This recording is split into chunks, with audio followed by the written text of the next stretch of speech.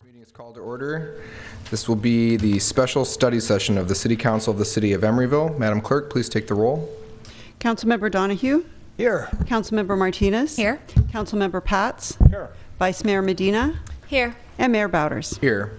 I have a motion for approval of the agenda, please. Move approval. Second. I have a motion by Vice Mayor Medina and a second by Member Martinez. Please call the roll. Councilmember Donahue? Yes. Councilmember Martinez? Aye. Councilmember Pats? Aye. Vice Mayor Medina? Aye. And Mayor Bowders. Aye. I'll take public comment for any items that are not on this agenda. Hearing and seeing none.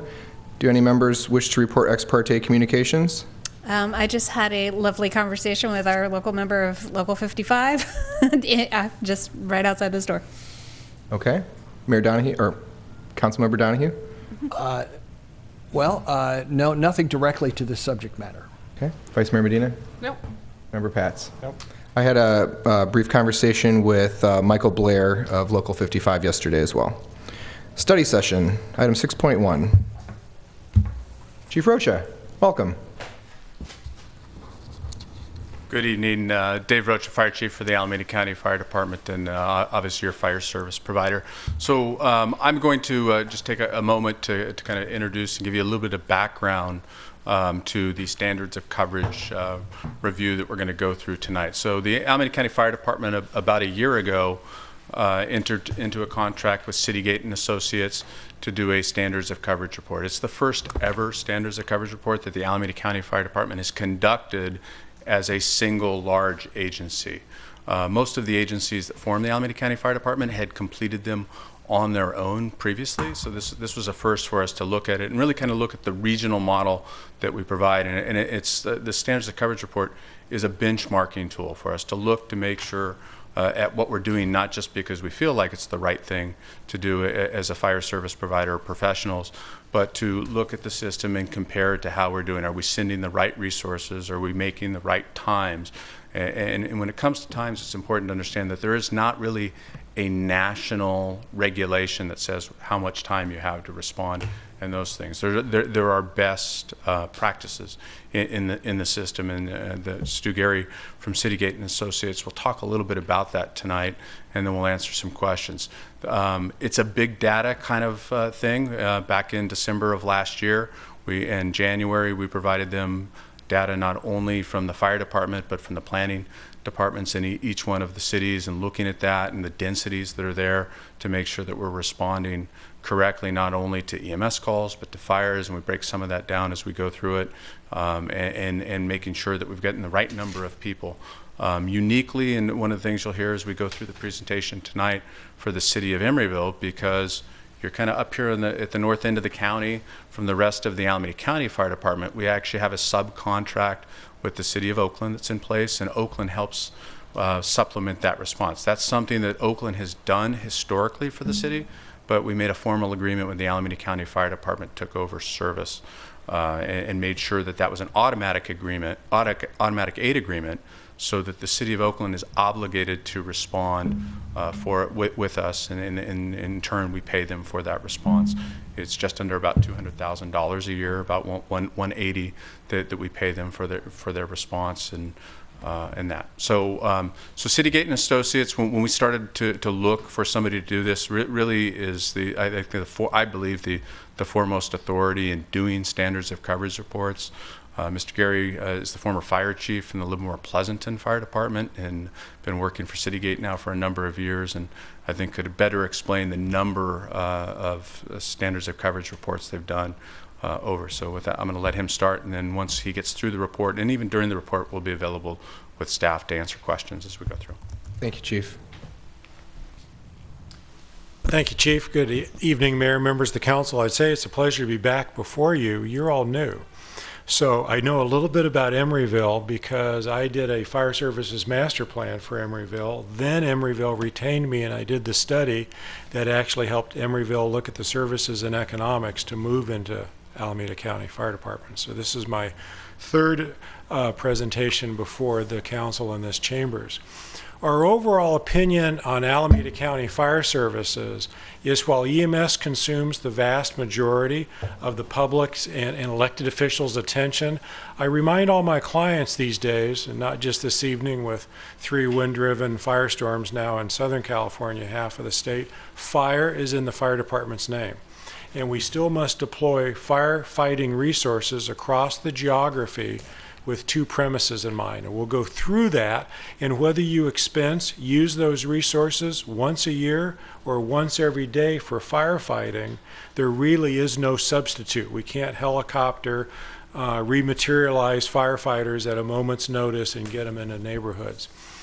For your current risks and desired outcomes across the ACFD, Emeryville and the rest of the ACFD, actually uncharacteristic for some of my clients post-recession, have the correct number of resources. The engines, ladder trucks, chief officers are adequately spaced. Your current deployment, as you know, is 2 fire engines out of the 2 stations with 6 personnel total, surrounded by City of Oakland, who on a first alarm, a serious building fire, initially sends 1 engine and 1 ladder truck staffed with a total of 8, and a battalion chief. That raises your immediate attack force to 15 personnel, which is consistent with best practice thinking in the United States. Even though there are no minimum response or headcount standards or federal or state laws in the United States, this is a home rule, local choice issue. You thus have the level of fire services you can afford.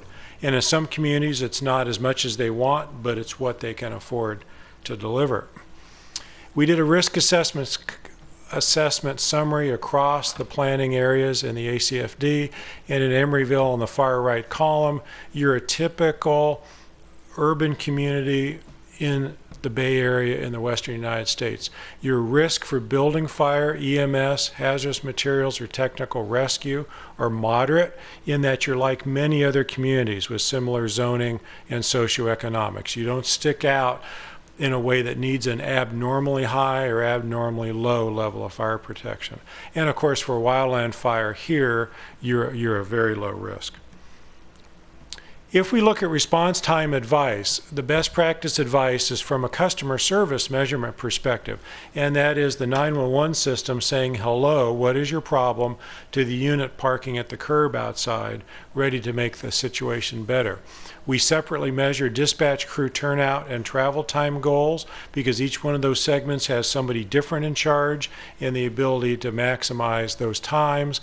And we tie response to risks and outcomes. So said this way, if your outcome is keep a fire near the room of origin, I can calculate how many people over how many minutes to get that force there to keep the fire within the building. If you were to say in a more suburban area, well, the building of origin can burn to the ground, but we like to keep it to the parcel of origin, different calculation. I have Sierra Foothill clients where success is a forest fire doesn't start, but the fire does not leave the parcel of origin because response times are 30 to 45 minutes with volunteers, and they can't expect to save the building of origin, but a timber fire becomes devastating.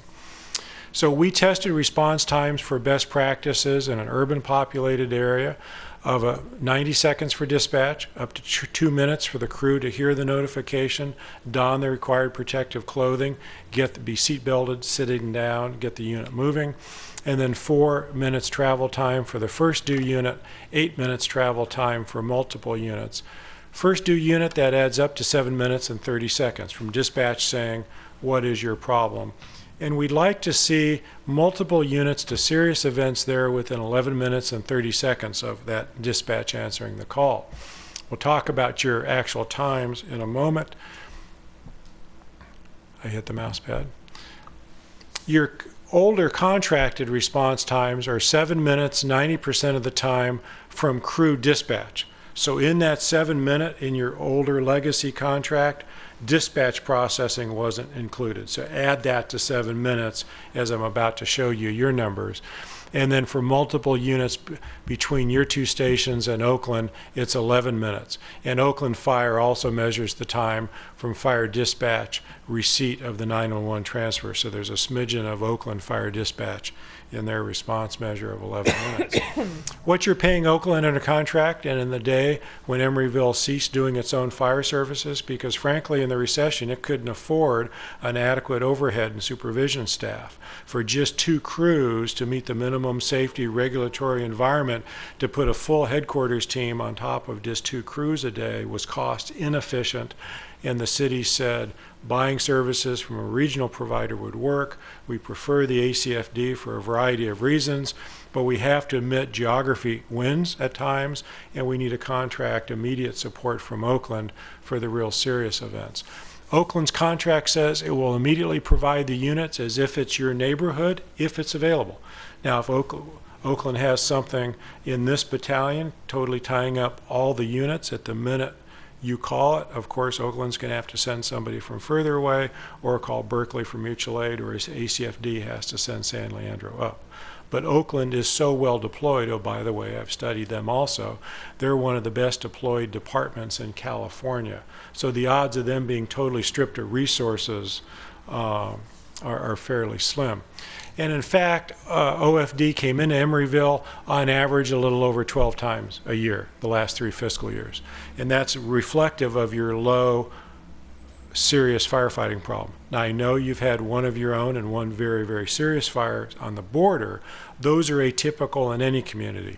And in fact, my urban departments don't revolve deployment around catastrophic under construction building fires. That's got about the same probability of occurring absent arson, of an airliner crashing into a populated area nowadays. You just can't deploy for extremely unusual risks. You're deploying for everyday common risk control. If you look at ACFD's response times department-wide, they're at 7:53, a little beyond averaged department-wide, then 7:30, and in Castro Valley, 7:43, out in the Tri-Valley, which drags that 7:53 number a little long. They're a little over 8 minutes, just given the sheer distances between some of the stations in Dublin. And in more urban San Leandro, Emeryville combined, they're at 7:39. Now, if I stopped there and didn't show you a year number, you'd say, well, we're a little past 7:30, that's pretty darn good. San Leandro is a little better than Emeryville. Your unique road network and traffic congestion, frankly, does slow you down a little bit. So Station 35 is at 7:52. Station 34, without freeway calls, is still in at over 8 minutes total response time. To put that in context, if you're experiencing a life-threatening medical emergency or a serious fire is emerging, you'd like the first unit there by about minute 8, certainly no longer than minute 8. You're hovering around that performance measure. And in some hours of the day, you do much better, and in other hours of the day, you don't do quite as well due to traffic congestion. And down in Newark, Union City, the department does 8 minutes. That's the station spacing the department inherited when those 2 cities contracted in. So let's look at travel time. Department-wide, if the urban best practice is 4 minutes, the department's doing 5 minutes. I have urban clients who would kill to be under 6 minutes travel time. Post-recession, high economic growth, lots of traffic, and a smaller number of stations. In Emeryville, your travel time is 6.5 to 7:05. Again, reflective of the road network and the urbanization of the traffic you have. Battalion 7 in Newark is in at 5.5. So said this way, why is ACFD pushing 8 minutes from, in most areas, from hello at 911? So it's because of travel time and station spacing. If you looked at the computer predicted 4-minute coverage in Emeryville and the adjoining section of Oakland, you can see without traffic congestion impeding the flow, the stations are adequately positioned. And historically, you positioned a station out on the, I'll call it the finger of the community. And certainly one of the things that slows that unit coming back into, quote, the core here is just that interchange. I've driven it. I'm still an Alameda County resident. We all know what getting under that interchange can be at certain times of the day. And even with traffic light signal control, the fire truck doesn't have the magic wand just to make the traffic totally disappear. But you have very good station placement coverage. If you look at the 8-minute coverage to include the multiple Oakland units necessary, they can all, within 8 minutes driving time, hit Bayside and meet Emeryville's needs. Overall, the ACFD, their statistical patterns are normal urban to suburban America. So we look at time of day, day of the week, long story short, and look for deployment opportunities to do something different during peak hours of the day. And ACFD is still fairly homogeneous. They need a 24/7 response system. It's busier during daylight hours, as I'll show you in a second. And you don't realize, as any one contract city, daily they're successfully handling on average 117 emergency incident dispatches a day. 70% are EMS. That's not the highest in my clients, but we're creeping past 2/3 for EMS. Fires are another 3% of all incidents, and then there's 26% of everything but fire and EMS. The incident quantities are steadily increasing year over year, and this is the hour of the day graph that shows that primarily population drives EMS demand. EMS demand is highest when people are awake doing things, getting themselves in trouble or feeling ill. So our overall findings, the engine and ladder truck coverage, as I've said, is adequate.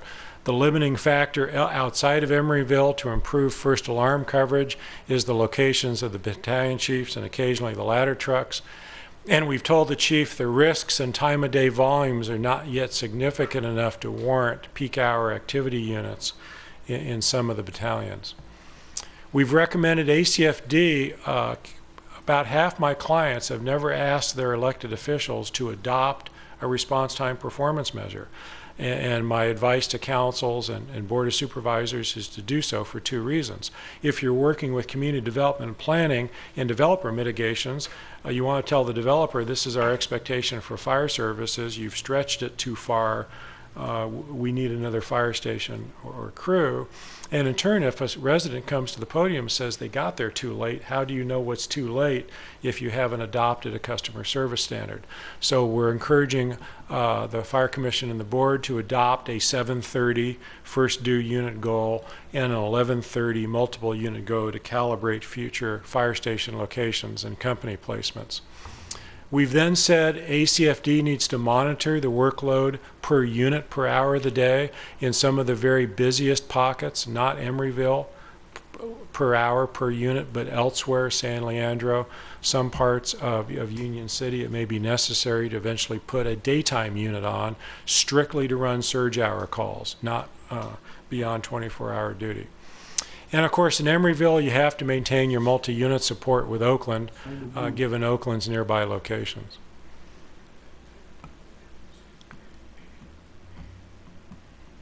I hit that mouse pad.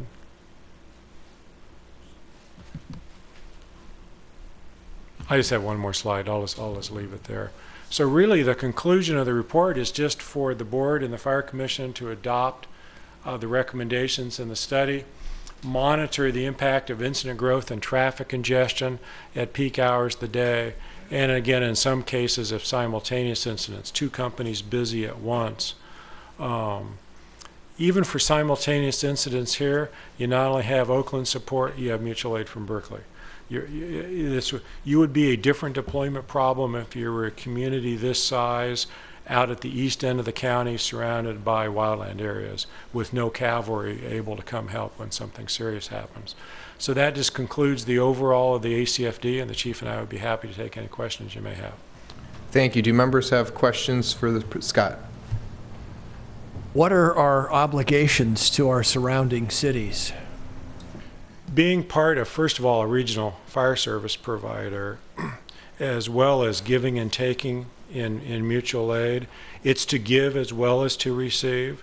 And the chief can talk specifically on his Northern Battalion algorithms and dispatch, but they won't empty everybody out of a wide area.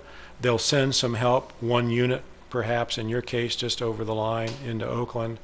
You wouldn't empty Emeryville for an hour. Now, if those last two big fires, why don't you talk about how you backfilled during the big fire? So just Our obligations today are not automatic aid going, and I think it's important to understand. So Oakland provides automatic aid to Emeryville. We do not have an automatic aid agreement in the Emeryville area to provide service today to Berkeley or to Oakland. So automatic aid means we would automatically send it. It's guaranteed at some level as long as the resource is available.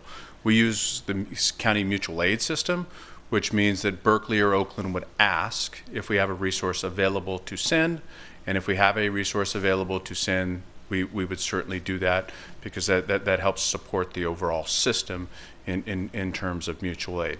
So during a large emergency, what would happen, and like when we had the two large fires up here, we bring resources in from the other areas of the Alameda County Fire Department, and also, because those were such large fires, we bring resources in under mutual aid from other agencies to assist us. Because of course, at the time when we had the two fires here, Oakland was right on the border, and we're working with Oakland, and their resources were depleted at the time. So we had resources coming from further away.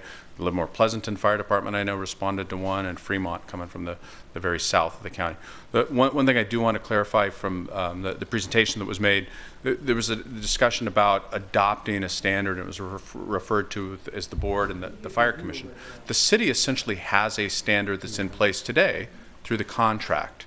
The unincorporated area, however, and the core district for the department, the Board of Supervisors, who is our board of directors, and the Fire Commission have never actually adopted a standard there. We have standards in all of our cities through their contracts, but we don't actually have one for the district. So that's when that comment's made, that's where that's meaning. It doesn't mean that the city of Emeryville actually has a standard through their contract that they've adopted. And Chief Rocha, I know that I've been presented with the information, but for the benefit of my colleagues on council, could you let us know what we have contracted as our performance measures?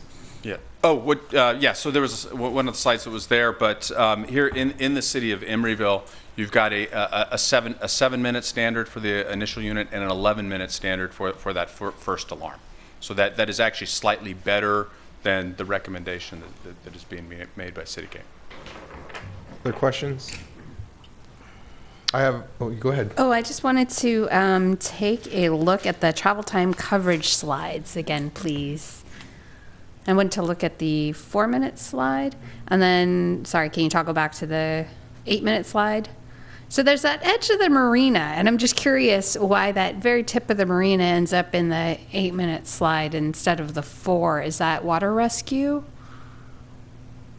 Do you see at the end of the peninsula? Yeah, right. So the travel time model calculates reach on the public street network. Mm-hmm.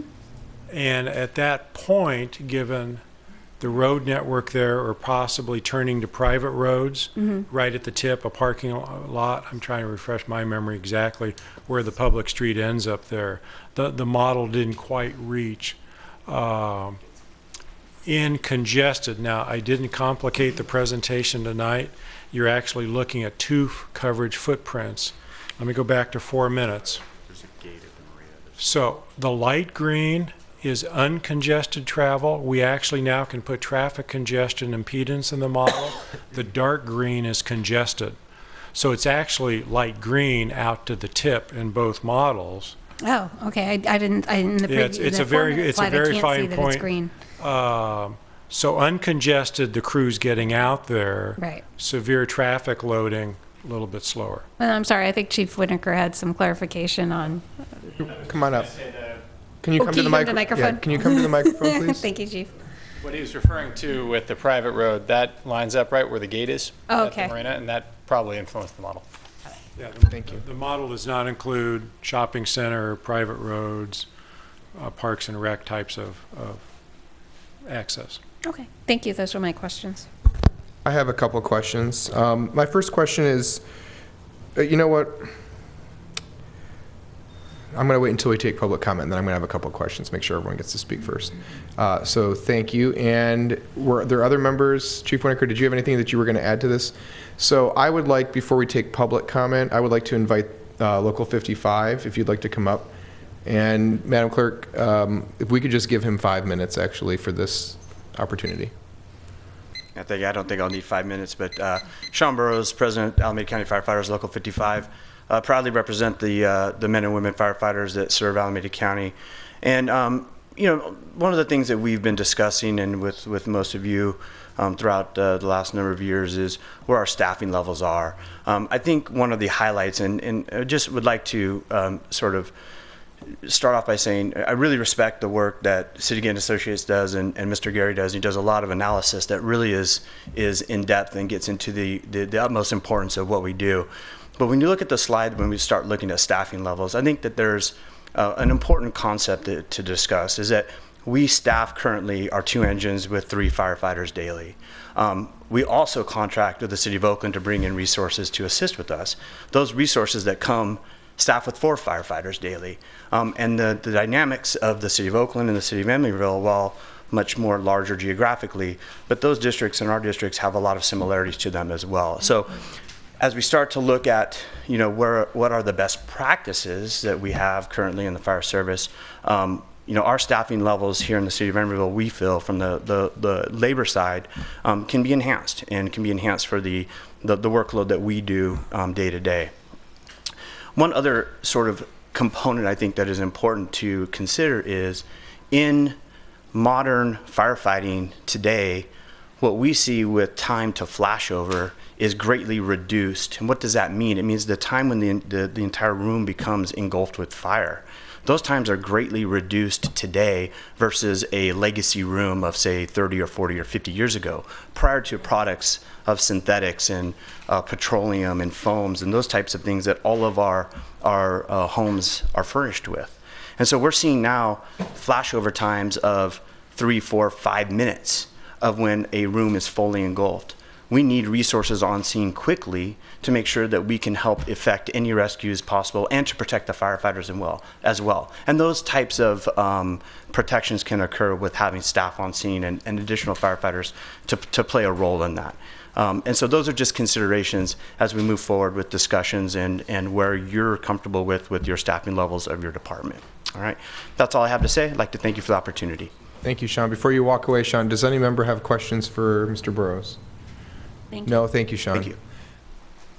Okay, this item is open for public comment now. Anyone wishing to speak on this item can approach the podium. Madam Clerk, everybody will have 3 minutes for this item. Good evening, Mayor Bowders and council members. Miru Desai speaking here as SEIU chapter president. I would just like to mention one thing. It's this great presentation, very clean, very, understood exactly what was going on. The only thing I would like to mention is that as much as this council looks after the interests of its employees, the fire people are not the employees of the city of Emeryville or Mesa.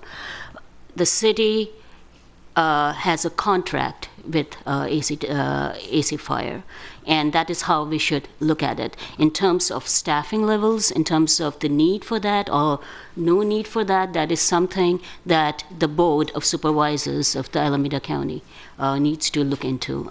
So that's just something that I'd like to mention, that we are looking at the contract that we have. We're not looking into what arrives at that. So that's all I have to say. Thank you. Thank you, Miru. Are there any other members of the public who wish to speak on this item? Seeing none, we can have some discussion about this as a study session, and maybe I could ask our Public Safety Chair, Mr. Member Pats, if you'd like to kick us off with any comments. I think this is one of the bigger concerns for me in town.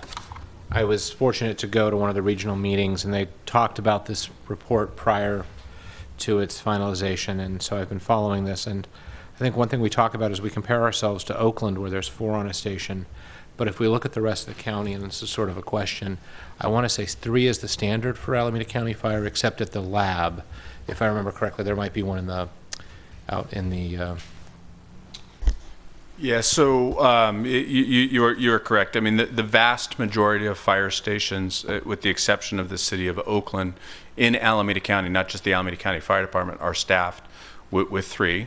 are stations that are located at the Berkeley Laboratory and at the Livermore Laboratory staff 4. And then we staff 4 on our rescue company in the unincorporated San Leandro area. That was just so I thought I'd share that because that was a telling thing to me, is that the rest of the and I didn't realize the rest of the county, but the rest of Alameda County Fire was 3. So that's all I have. Vice Mayor Medina? Any comments? No comments? Member Martinez? I get to serve on the Fire Advisory Commission, so I've been briefed on this by Chief Rocha, and I just want to say that the service that Alameda County Fire Department provides to us is, in my opinion, well worth the price of the contract. And I think that any adjustments or suggestions that they're taking to improve standards of coverage, or I think that they're taking those measures. I do have questions in terms of staffing in the case of a disaster, so I don't know if anyone, perhaps our consultant from Citygate might be able to answer. You know, we're relying on our partners in Oakland for their automatic aid, but if there were to be an earthquake, I want to know what position we're in with having the 3-person staff on each engine. The same position you were in before dawn when the devastating fire hit the building under construction.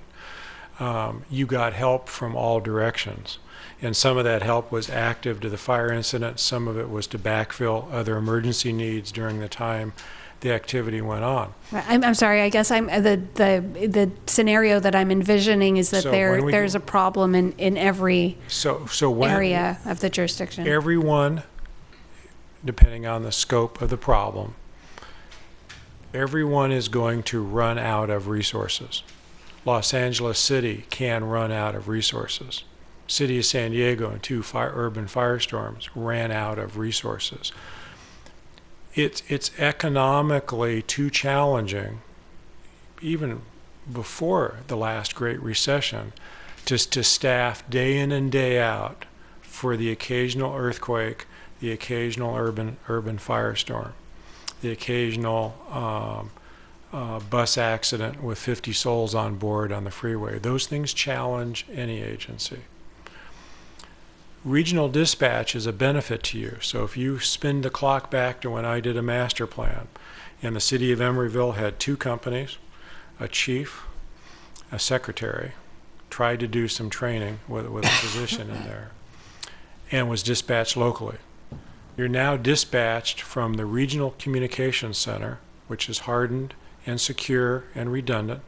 They will look at that big picture and say, if all of you, Oakland and Berkeley, go to your knees, and the simultaneous demand, let's say from a North Hayward quake, is crippling everybody, they will go to the California Master Mutual Aid System, which is still what's happening today and this evening.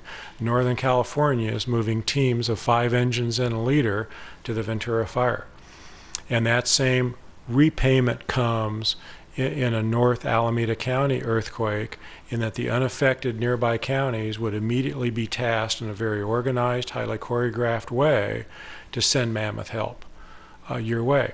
Now, if back to Loma Prieta, had that been more severe, and I'm not going to be Pollyanna, if from Santa Cruz north is devastated with a great quake, no one is going to have good customer service in the first 12 to 24 hours until that out of Bay Area mutual aid and military support can get in.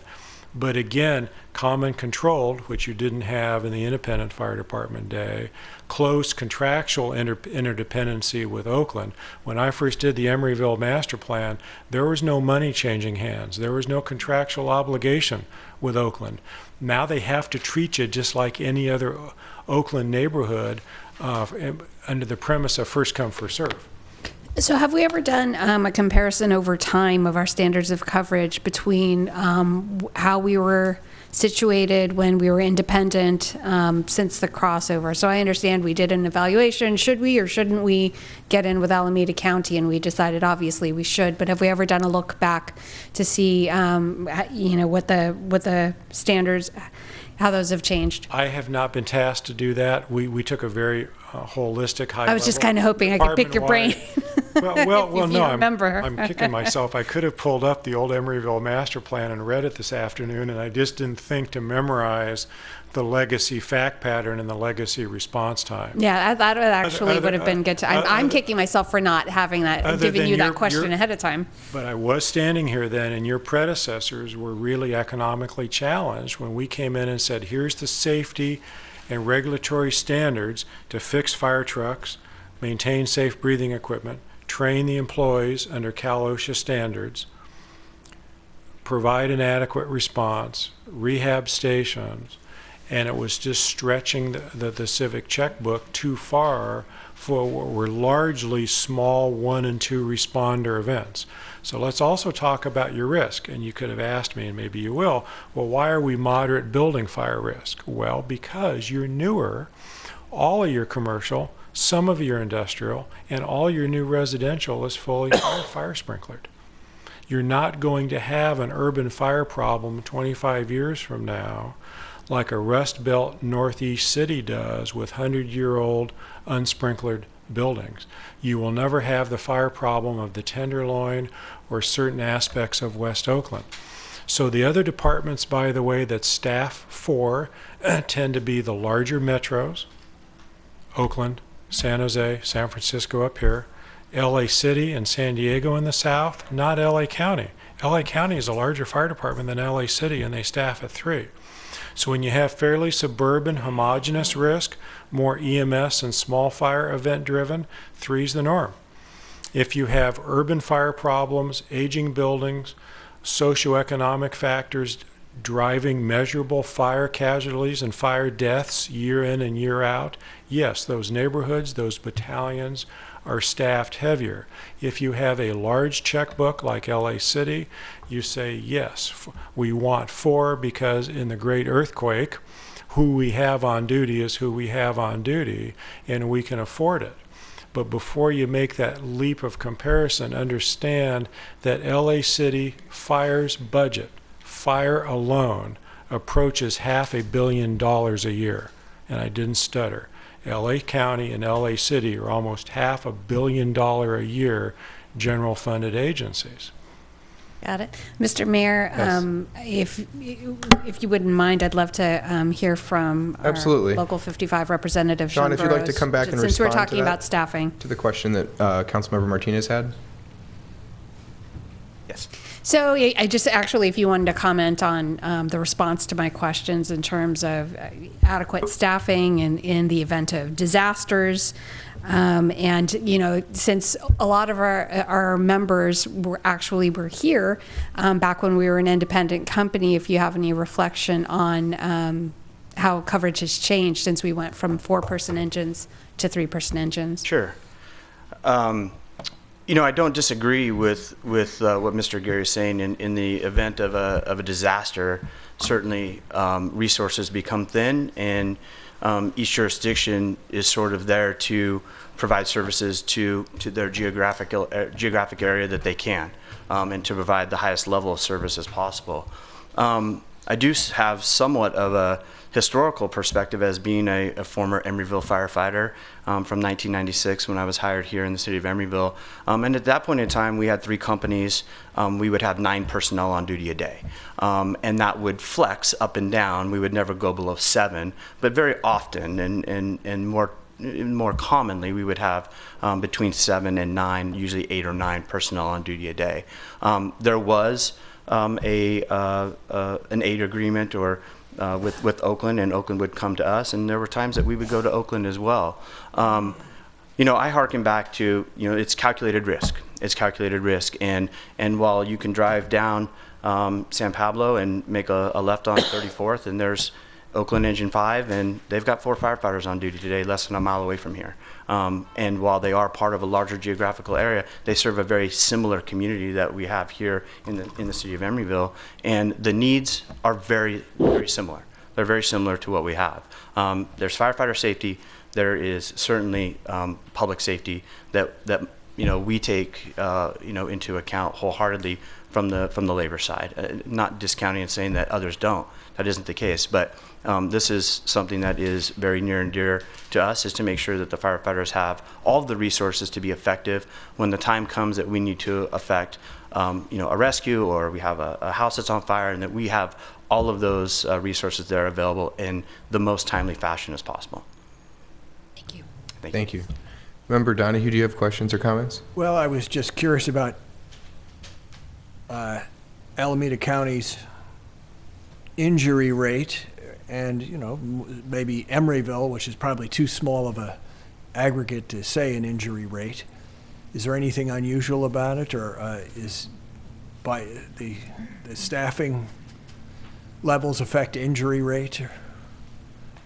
Yeah, we don't have any specific data to compare injury rates in terms of staffing. We have too few four-person companies in the mix of our system to do that. Emeryville is not our highest injury rate kind of area. I could tell you that for certain in terms of our contracts, where we have at different points tried to break it out as part of a requirement for our Livermore Lab contract. We looked at some of that, and Emeryville was kind of in the norm, and the rest of our city with the rest of our cities in terms of those sorts of things. The Livermore Lab, actually, we had more injuries out there, but that some of that's attributed to not only what happens on site at the laboratory, but the rural areas that they protect, and people, or knee injuries and ankle injuries and those sorts of things. Thank you. You have other questions or comments? Chief, if you could stay, I have just a couple questions myself. The first is the one item I saw that stood out in the presentation this evening was a theme called traffic, and the impact of traffic on delivery and response times. And I just had a question.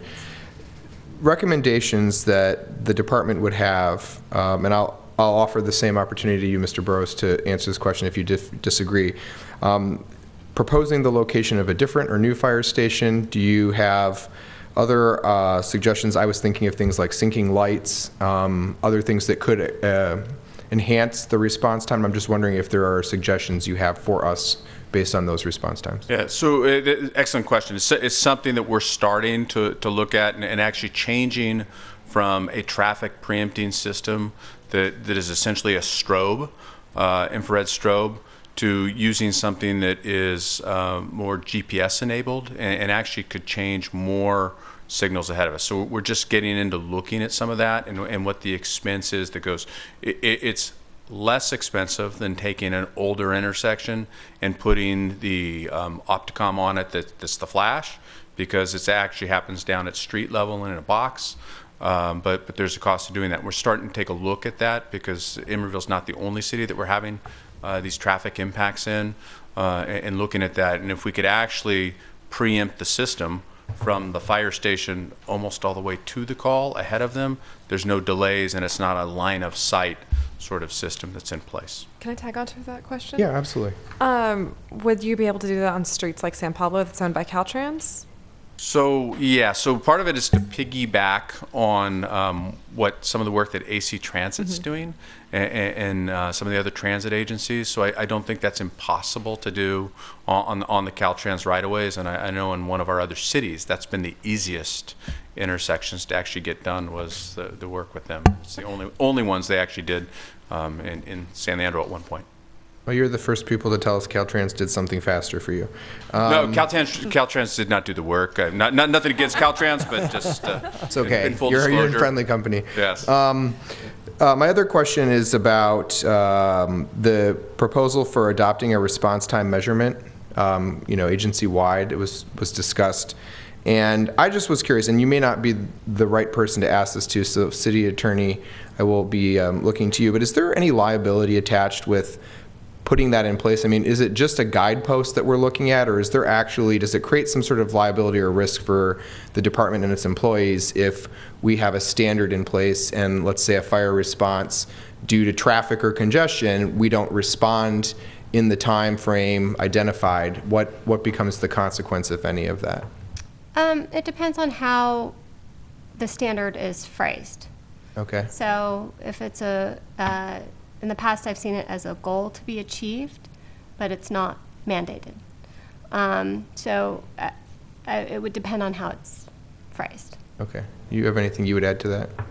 No, I think things, I mean, we have not run into any problems. I'm not aware of any problems that have occurred because it's, most of the time the standard is phrased such as that it's a 90 percentile sort of standard. We're trying to do it, and recognizing that there's times, there's outliers that we're not going to be able to meet for different reasons. And in all honesty, because the city of Emeryville is really so compact, we don't have certain types of outliers that we have in other communities. I think when we talked about the East County and there was reference to response times, we've got response times that will be 30 minutes to get out to rural, the rural part of the county over the Altamont. So we still, that 90 percentile seems to work for us because there's fewer calls in those areas. Well, thank you. Those are my questions. Sean, I would invite you to come back if you wanted to add anything to either of those two questions. Could I add just one comment, and it's with all due respect to the person from SEIU that commented, all of our contracts are performance-based contracts, so the city sets the staffing levels in each one of the communities, the way they're set up. It's not the county, it's not the Board of Supervisors that decides the service levels in your city. So when we took on the contract, that was the case. So thank you. Yeah, I agree with what Chief Rocha said. I think just give one historical perspective is in the historically with the with the Emeryville Fire Department, there was 2 stations, one on 63rd and Hollis and one on San Pablo. And with the development of the peninsula and Powell Street, the city leaders at the time felt it was vitally important to have a fire station on both sides of the freeway. Due to any type of potential disaster. So the development of the Powell Street station occurred, and the San Pablo station was shut down. One of the things just working in Emeryville and working through the traffic patterns that we have on responses is it is challenging to get down Hollis Street toward Park and toward 40th and into the Triangle is challenging with traffic. We meet the 4-minute standard time per the graphic, but I can tell you that depending on the time of day and the type of traffic patterns that we have, it can elongate some of the response times to get to the right facility in certain areas of the city. Thank you. Do members have any other questions? Seeing in here, Mayor, I just had Donahue. one. Is there a metric about lives saved from the fire department is responding with emergency medical service? Is there some metric that our city can look at, or if we were to look at the contract with you, is there something about that, the level of training, the equipment that the fire departments have to save lives? And it's going to sound like a complicated answer, and I don't intend it to be, but because it's so much of a local control issue in the United States, in a fire services contract, you can put whatever benchmark and metrics in you would demand of your own fire agency. In regards to the response time question, in the United States, they're set forth as policies and goals and budgetary goals. Agencies don't set a standard, but agencies also have broad governmental immunities, especially in the performance of 911 services. You can try to go after a fire department for doing something grossly unsafe, and certainly OSHA would, but sometimes the problem is too bad when 911's initially called. No one could have gotten there in time. So your current fire services throughout the ACFD is best practices on emergency medical.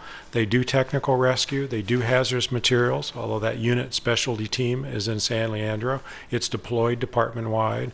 That was the other thing, buying into a regional provider you got was immediate single provider access to very specialized, low frequency, very complicated skills and equipment.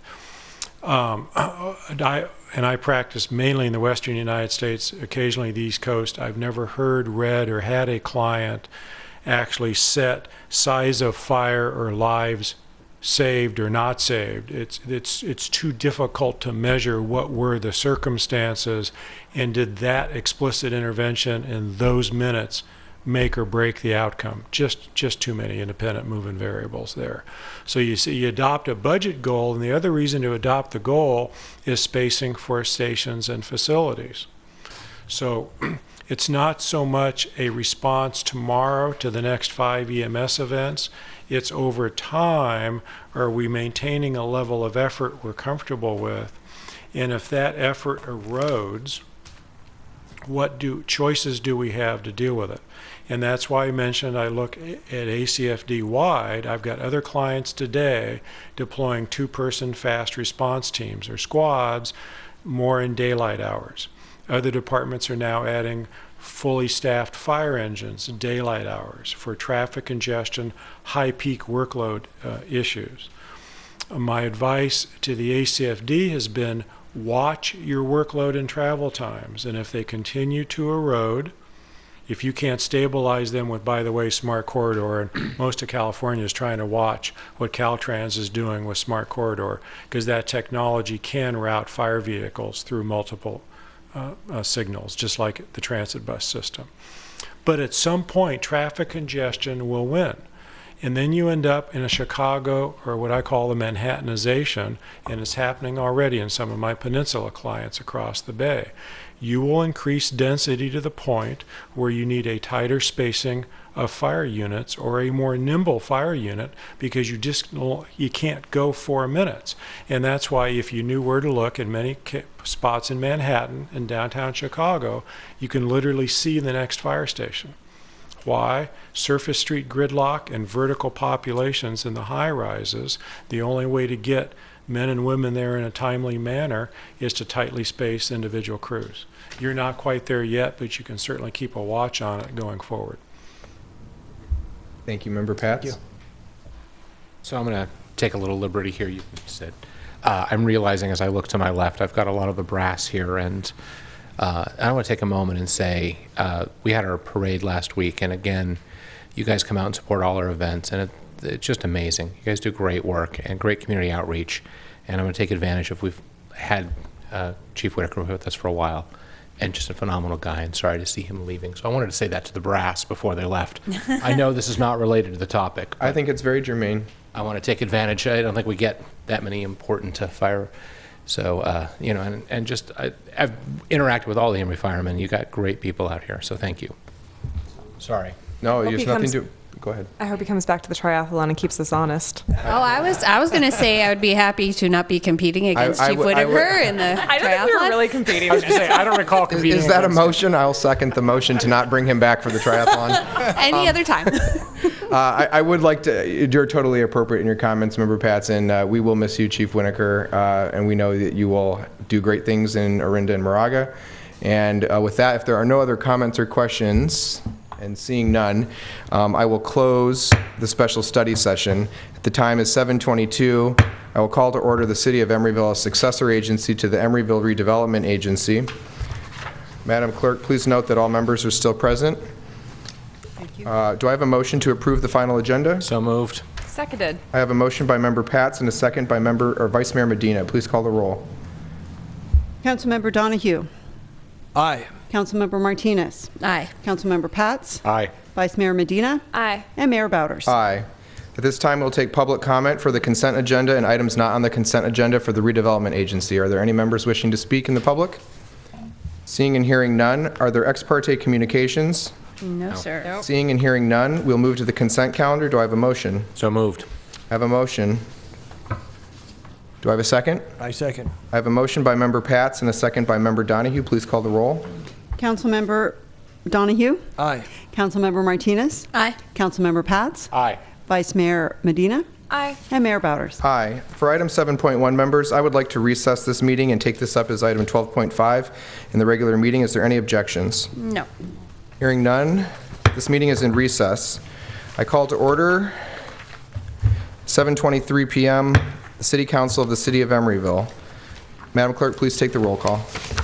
Councilmember Donahue. Here. Councilmember Martinez. Here. Councilmember Pats. Here. Vice Mayor Medina. Here. And Mayor Bowders. Here. I will take a motion on approval of the final agenda. So moved. Seconded. I have a motion by Member Martinez and a second by Vice Mayor Medina. Please call the roll. Councilmember Donahue? Yes. Councilmember Martinez? Aye. Councilmember Pats? Yes. Vice Mayor Medina? Aye. And Mayor Bowders. Aye. Are there any announcements from the clerk on commission vacancies? Only that we have received the resignation of our representative for the transportation seat, and I'm sorry, I don't have my APCO. note in front of me. Correct. Yes. And so we will start the process, and I've also asked the person leaving the seat if she would ask around to see if any of her... She's made an announcement at the Commission on Aging, but Okay. hopefully we can spread that out to other committees as well. Yes, and we'll do our normal, getting the word out and advertising and so forth. Thank you. Are there any council member special announcements? I just would like to commend staff for, I think it was the biggest tree lighting ceremony that we've had to date. I think there were around 700 folks there. There was a lot of food, fun, and entertainment. Thank you, Mayor, for lighting the tree. It was a very well-attended and appreciated event by the community. Thank you for that remark, Member Martinez. Anyone else? Vice Mayor Medina first, please. There is a survey out from Caltrans about the bike plan, and I encourage public members to go and complete that survey online before Sunday. You have a web address? What is the web address? I'm just pulled up the link right now, but it's going really slow. If you go to Caltrans bike plan, it's the first thing up there. Okay. Yes. Thank you. Member Donahue. There was an event at our marina to highlight a new invention called C-Bin that's been installed in our marina that slowly cleans up the detritus in the dead waters of marinas that occurs. And it's kind of great that in San Francisco that we were chosen as a city, or we chose to highlight this device and are doing our part in our cleaning up our bay. And it's a fascinating device that basically pulls water in and pulls trash in, cleans oil, and is directly responding to the health of our bay. Thank you. Anyone else? Seeing none, at this time we'll take public comment for items on the consent agenda or items not on the agenda. And before we begin that, just as a you can still come up. I won't stop you. The yellow cards are here for your benefit. They're located over by the police chief and over by the city attorney. And if you would complete it and print your name clearly and pass it to our lovely clerk over here, she will ensure that I receive those. And when we get to your agenda item, I call speakers in the order in which those cards are received. You're not obligated to fill one out in order to be called, but I will call those who fill them out first. Okay. This is for public comment for consent agenda items and items not on the agenda, items number 7 on the agenda, the green. The green, yes. Yes, we're on the green one, yep. You may still come, yeah, you may still come up now. And just Is there a any- comment, the name is optional on the form. Yeah, you don't, there's no requirement that you fill out your name, it's just that if you do, it allows the clerk to keep the minutes better, and it allows me to recognize you when you come up. Any members looking to speak? Welcome. Members? Of the public. You are a member of the public. Okay, so we're on Consent calendar Consent. and non-agendized items. Number 7 on the agenda. Okay. All right. I've always been a supporter of the ECDC, the Emeryville Child Development Center. But that organization did something I think was really inappropriate recently, and I'd like everybody here to know. On Friday, before the parade, the Emeryville Holiday Parade, which I was in, I was an entry in the parade. We were told by the Community Services Department to reconnoiter at ECDC before the parade began, so that the staffing person from the Community Services Department could tell us in which order we would go appear in the parade. So I got there a little early, and so I thought, well, I should probably use the bathroom because I thought it might be a long time. I'd be sitting in my vehicle going down the parade route. So I asked at ECDC, could I use your restroom? And then the receptionist said, yes, no problem. So I go in and I notice the restroom's being used. So I sit down in the lobby, waiting for the restroom to become vacant. And then in walks a member of the public who doesn't like me. And this woman then asked asked me, are you Brian Donahue? And I am Brian Donahue. I said, yes, I am.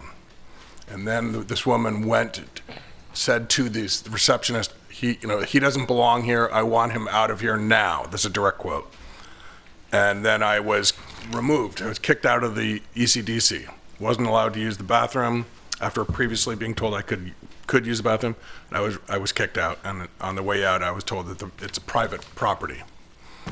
It's not private property, it's public property, but nonetheless, I was kicked out, and I don't think any laws were broken, but I think it's really unseemly and unfortunate event, and I don't imagine the Emeryville Child Development Center as a place like that would engage in kind of petty or like political actions like that. And it actually was political because the person that demanded I be kicked out was the wife of Rob Arias, who's the editor of the Evil Eye, which is a pro-business right-wing blog in Emeryville.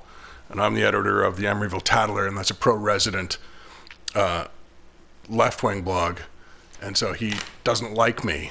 And so I think that's why I was told to leave. And so, it's overtly political. I just can't imagine the ECDC engaging in this. I think it's unseemly. And I think we should reel that back. I don't think we should be acting like that to members of the public at ECDC. Thank you for your comment. Christina Nong.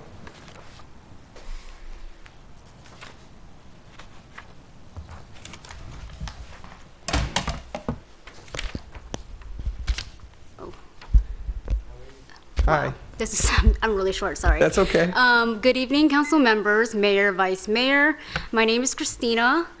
I'm a resident of Emeryville, and I've lived here for about 2.5 years now. I'm also a nursing student from Samuel Merritt University. So a year ago, I was followed home after getting off of Emory Go-Round. After I found shelter in one of my neighbor's garage, I dialed 911. I was transferred to Emeryville Police Department, gave the officer my address, and was told that he couldn't help me because I was not in his jurisdiction, although my address is in Emeryville and the incident was happening in Emeryville. As I waited to connect with Oakland Police Department, my neighbor and I watched helplessly as the 3 stalkers walked around our private townhouse complex and would not leave us alone. Council members, I am here to ask you why a resident was denied help from their local police department. We pay property taxes that go towards the city. Some of the money funds the police department, yet help was not there when I needed it. The property owner, a friend's father, has tried reaching out to both departments for answers, but was continually redirected to the other department. The Emeryville Police Department should be required to serve us if we live in the city of Emeryville. It should be clear that we pay property taxes to the city, and therefore services should be provided to keep us safe. I want our community police department to be held accountable for what happens within city limits. Thank you. Thank you, Christina. And I have your contact information on here, so someone from the city will follow up with you, okay? Awesome. Thank you. Terrence Mines.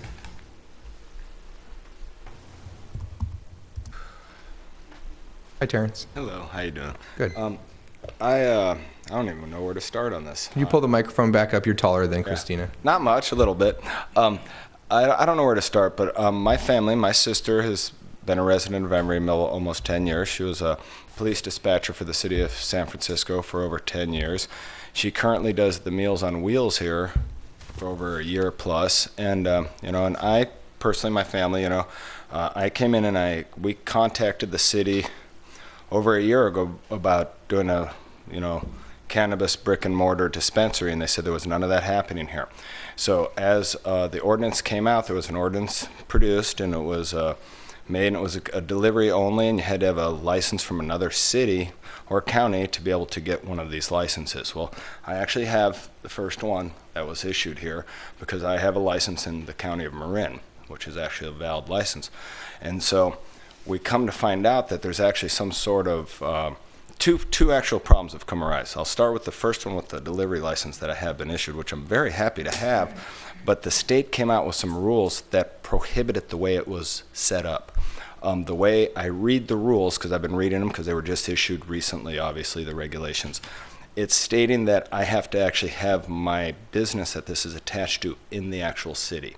So it won't be allowed to be in Marin where I already have one. It'll actually have to, so I need to, like Marin did, where they said I could move into a little bitty commercial type office building or whatever, and I have to deal with that. The state laws have now made this licensing, I believe, the same way. I mean, at least from what I can read, that's what it's stating, and I don't see a way around it. Second, though, I understand that the city is now maybe going to produce a brick and mortar and has kind of done some things without making it out to the open, and we actually noticed that we wanted this. My family, my sister specifically did, who's been a resident here almost 10 years. So I'm kind of surprised that we weren't contacted when we were already in the program for getting this license. So it's obviously I already have one of these licenses. My family has 3 licenses in Trinity County to actually produce the medical grade cannabis. So it's the direct track and trace, which is what everybody wants in the city. And we lab test, we're clean green certified, we have our federal ID numbers, our BOEs, we've been in business for years. So it was kind of like I didn't know who to even talk to. We were caught off guard the other day when we started realizing some things were happening, and then we were put in jeopardy when we've already put a large vested interest into making this happen. And so I'm kind of confused, and that's why I'm here tonight, because I really try to not show up to these things, but I'm a little confused. I didn't know what to even do, so. Okay, well, this is the public comment time, Terrence, so we can't address your questions, but you provided an email address, so what I'll do is I'll speak with the city manager after the meeting, and if there's someone who could get in touch with you, we'll do that by email, okay? Thank you very much. Thank you. Andre.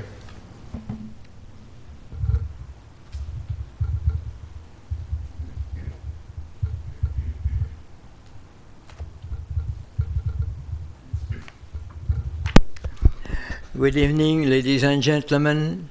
It's going to be a one-way thing because the hearing device doesn't work for some reason. Maybe the switch has not been turned on.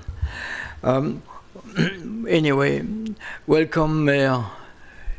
I'm happy you have a new mayor, one every year. But I'm happy you're here because you were not aware of past events, and I want to bring something that may have been sore for a while. I didn't raise the issue with Diane or with Scott because they were part of the body of City Council that voted along with the motion of Nora Davis and Ruth Atkin. And it was a motion that I had solicited Jacqueline Archer to review the case of Steve Wesley. He was the first black superintendent in the Emeryville School District, and what I found out is that when it's convenient for the city council to be involved with the school district, then it's okay. But when something is amiss, then they don't want to have a responsibility they don't want to deal with. And this is exactly what happened when I submitted my request to Jacqueline Archer to review the case of Steve Wesley. She just passed it on to Nora Davis, and Nora Davis made the motion because school district was not part of the city council, was not part of the city, the authority of the city council, which is not true.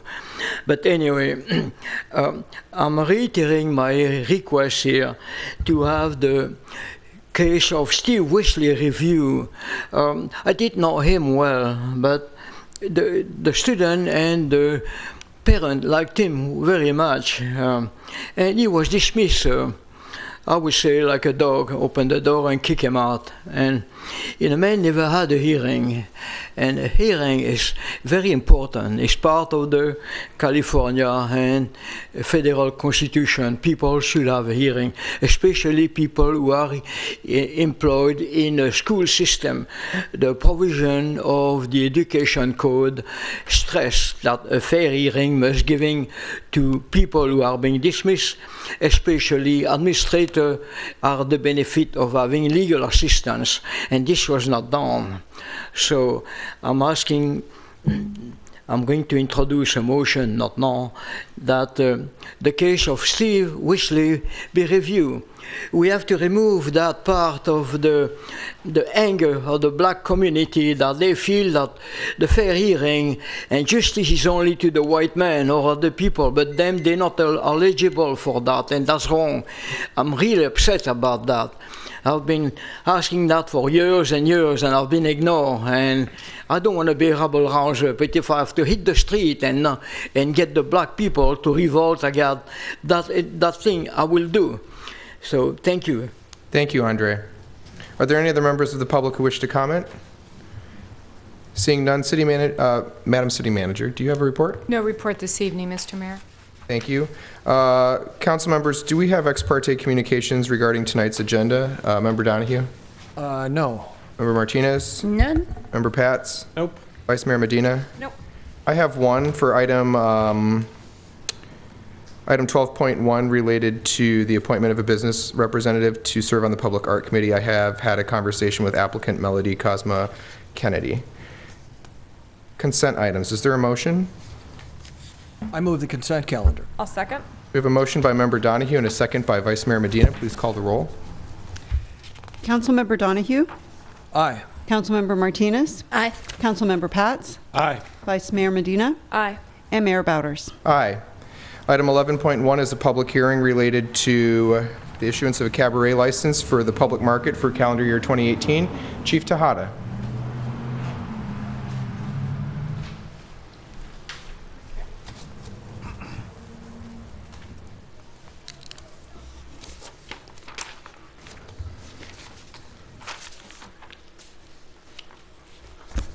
Good evening, Mayor, Vice Mayor, and council members. Tonight we have an opportunity to review the application from Public Market to have an annual cabaret license.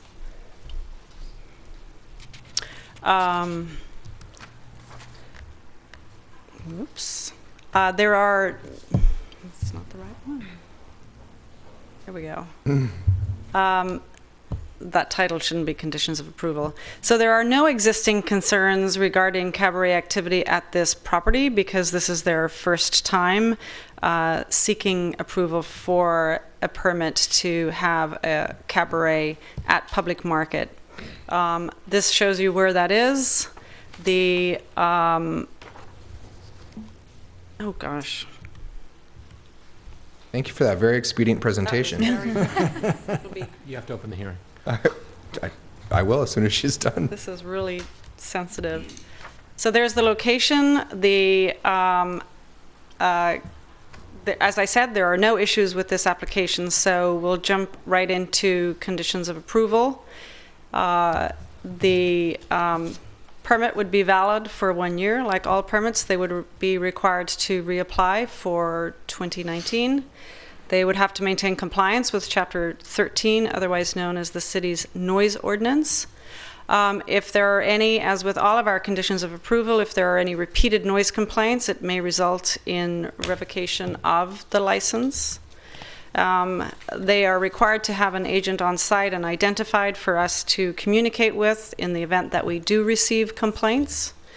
Hours of operation, although the applicant had 10 a.m. to midnight on their application, the police department recommends that it be 10 a.m. to 10 p.m. and that if alcohol is served, that they seek approval from the alcohol beverage control and designate a point of contact. And so this permit is also subject to suspension or revocation pursuant to our municipal code. and violations may also be subject to administrative citation. And the recommendation is to approve this application. I'll take any questions. Thank you. Are there questions for Chief Tejada? Sorry. Sorry, go ahead, City Attorney. The condition of approval regarding ABC license, that is a new condition we are recommending to be added tonight, Yeah, correct? sorry, that one is not in your paperwork. Okay, thank you. Are there other questions by members? I have a question. And why did you recommend alcohol stop being served at 10 p.m. rather than midnight? Just to alleviate any concerns that nearby residents would have with music on Sunday night going on until, or weekday nights until midnight. Okay, but what about on Friday and Saturday nights? We can do that. It's up to you. Was the application for till midnight originally? Yes, for all days? 7 days a week. Thank you. Are there other questions? Member Martinez. Was the application for, I'm looking at the application, I don't see, is it for indoors, outdoors, both? It doesn't say, but our recommendation is that everything be indoors within the confines of public market itself. So not including the parking lot area where Right. they've traditionally had off the grid and had street music played outside. The grid is different. We're talking about music and entertainment. So you're talking, are you, off the grid has had music and entertainment at off the grid in the public market, well, across the street from the public market parking lot. But this is interior, and is that language contained in the conditions of approval, or is that just understood? Yes, no, it's outlined in the conditions of approval. Thank you. Thank you, Member Donahue. Well, that was my question. Okay. So it's Other answered. questions? Thank you. Okay, thank you, Chief Tejada. This is a public hearing. I received no speaker cards, but I'm going to now open the public hearing. Members of the public who wish to speak on this application, come forward.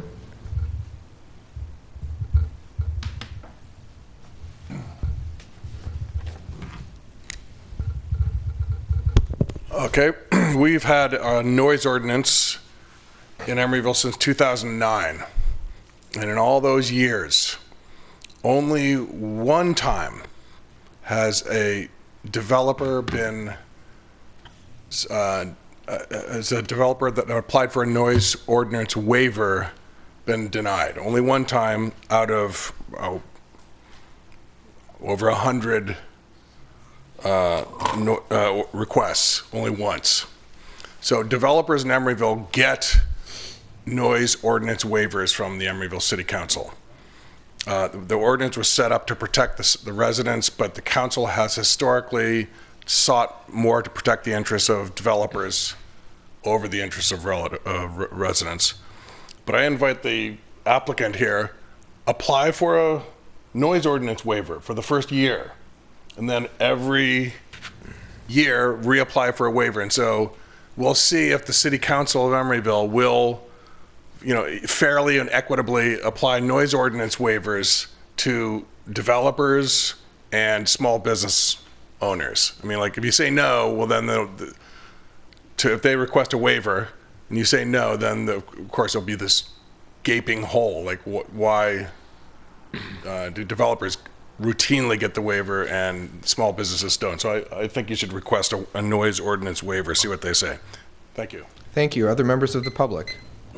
Seeing and hearing none, public hearing is closed. Bring it back for discussion. I'll start with Member Pats.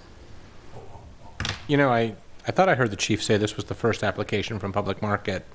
I've been to multiple events there, so I've seen music there, I've seen DJs, there used to be a nightclub, but I'm fairly certain the nightclub was shut down because there was no permit. I don't remember. Do you remember the nightclub that was there above the Broken Rack back in the day? No? Yes. Yeah. Kimball's East. Yeah. I want to thank you for pointing out the midnight. So I'm in full support of this because I've enjoyed the Public Market my entire time here in Emeryville. So thank you, Vice Mayor Medina. It's a bit rambling. I would support approving it until 10 p.m. all days except for Friday and Saturday night for us to have weekend events that go quite late. I think that would be good for the businesses and for the residents who like to enjoy Public Market in the evenings. Member Donahue? I like that same idea, that Friday and Saturday night be till midnight. This could give some added nighttime vitality to our city. Member Martinez. I would support that as well. Okay, I have nothing to add. Are there any other discussion? I'll take a motion. I'll move to approve this with extending the hours till midnight on Friday and Saturday. I second that. Okay, we have a motion by Vice Mayor Medina to extend the hours beyond the recommended time period for midnight on Friday and Saturday nights and 10 p.m. on all other nights. The motion was seconded by Councilmember Pats. Please call the roll. It was Mr. Pats. No, it was Mr. Pats first. We both did it simultaneously. I heard this one. So, Councilmember Donahue? Aye. Councilmember Martinez? Aye. Councilmember Pats? aye. Vice Mayor Medina? Aye. And Mayor Bowders? Aye. Your cabaret license is approved.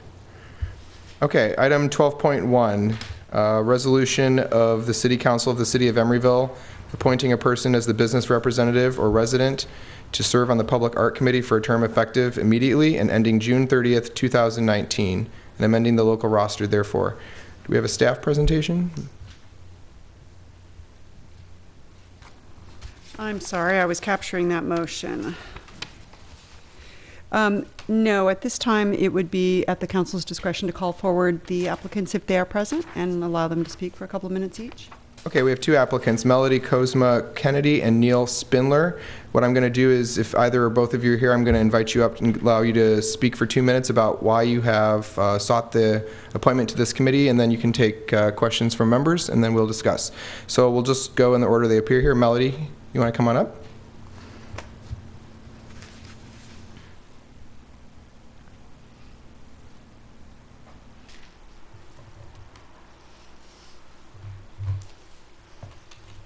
Good evening. I would like to thank the Council and Public Art Committee for inviting me here tonight.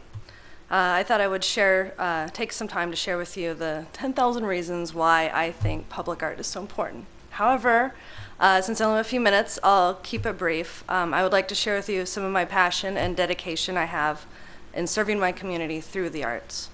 A little bit about myself. After graduating in 2011 with my master's in fine arts, I moved to Emeryville, where I met my wife, Sandra. We have lived in the Triangle neighborhood for 6 years now, and Emeryville is our home. I am also a practicing artist and have been fortunate enough to have a studio in my home as well.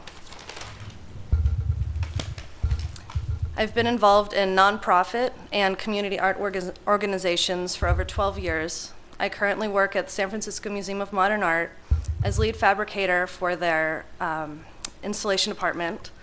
I've had the opportunity to work with internationally renowned artists. For example, there's a muralist, Julie Meritu, and installation artist, Leo Villarreal, who has created the Bay Bridge Lights.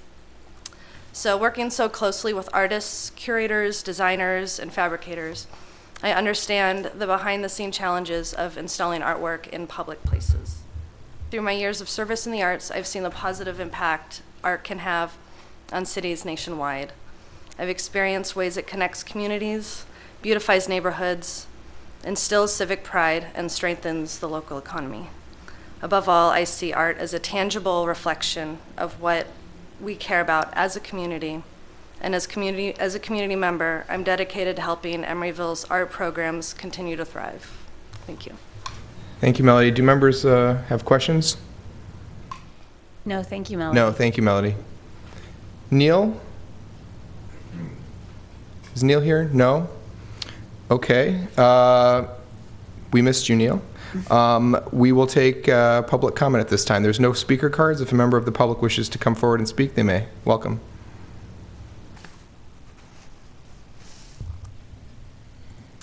Hello, thank you for allowing me to address the council this evening. My name is Jessica Eastburn, and I would like to comment on the application of Melody Kozma Kennedy for the Public Arts Committee. A brief background about myself to help qualify my remarks. I am also a visual artist working primarily in painting, but I have experience working on public art projects, including the Oakland Superheroes mural, and I volunteered with the Precede Eyes muralist in San Francisco as well.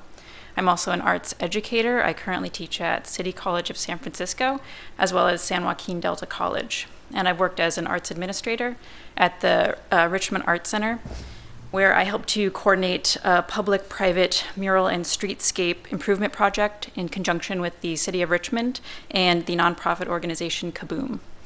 I've known Melody since 2008 when we were both enrolled in the graduate program at San Jose State University. Since leaving school, Melody has become a friend and also a trusted collaborator. Having experience on public art projects in both an administrative as well as an artist role, I can say that Melody is absolutely the kind of person with whom I would hope to work on such a project. She's well-versed in making art in both 2- and 3-dimensional media. She's a practicing visual artist herself, and she's knowledgeable about art preparation, installation, and display.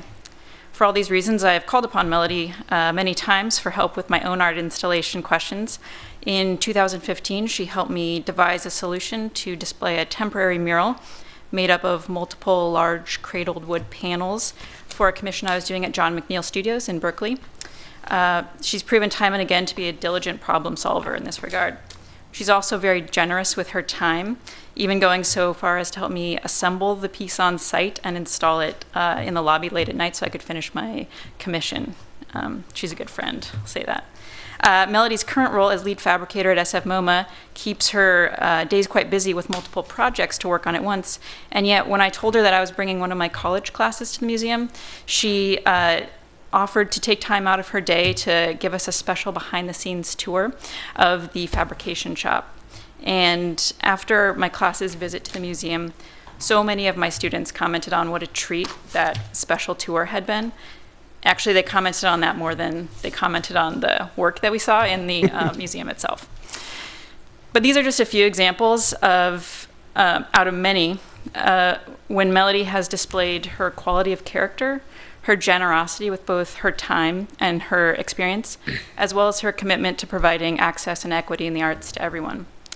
I could go on and list innumerable superlatives to describe Melody, but suffice it to say that I'm certain that if she's accepted to the Public Arts Committee, she'll work tirelessly to help make the city of Emeryville an even more vibrant and culturally relevant part of the Bay Area arts community, and it's why I strongly recommend her for this vacancy. Thank you for your time. Thank you for coming.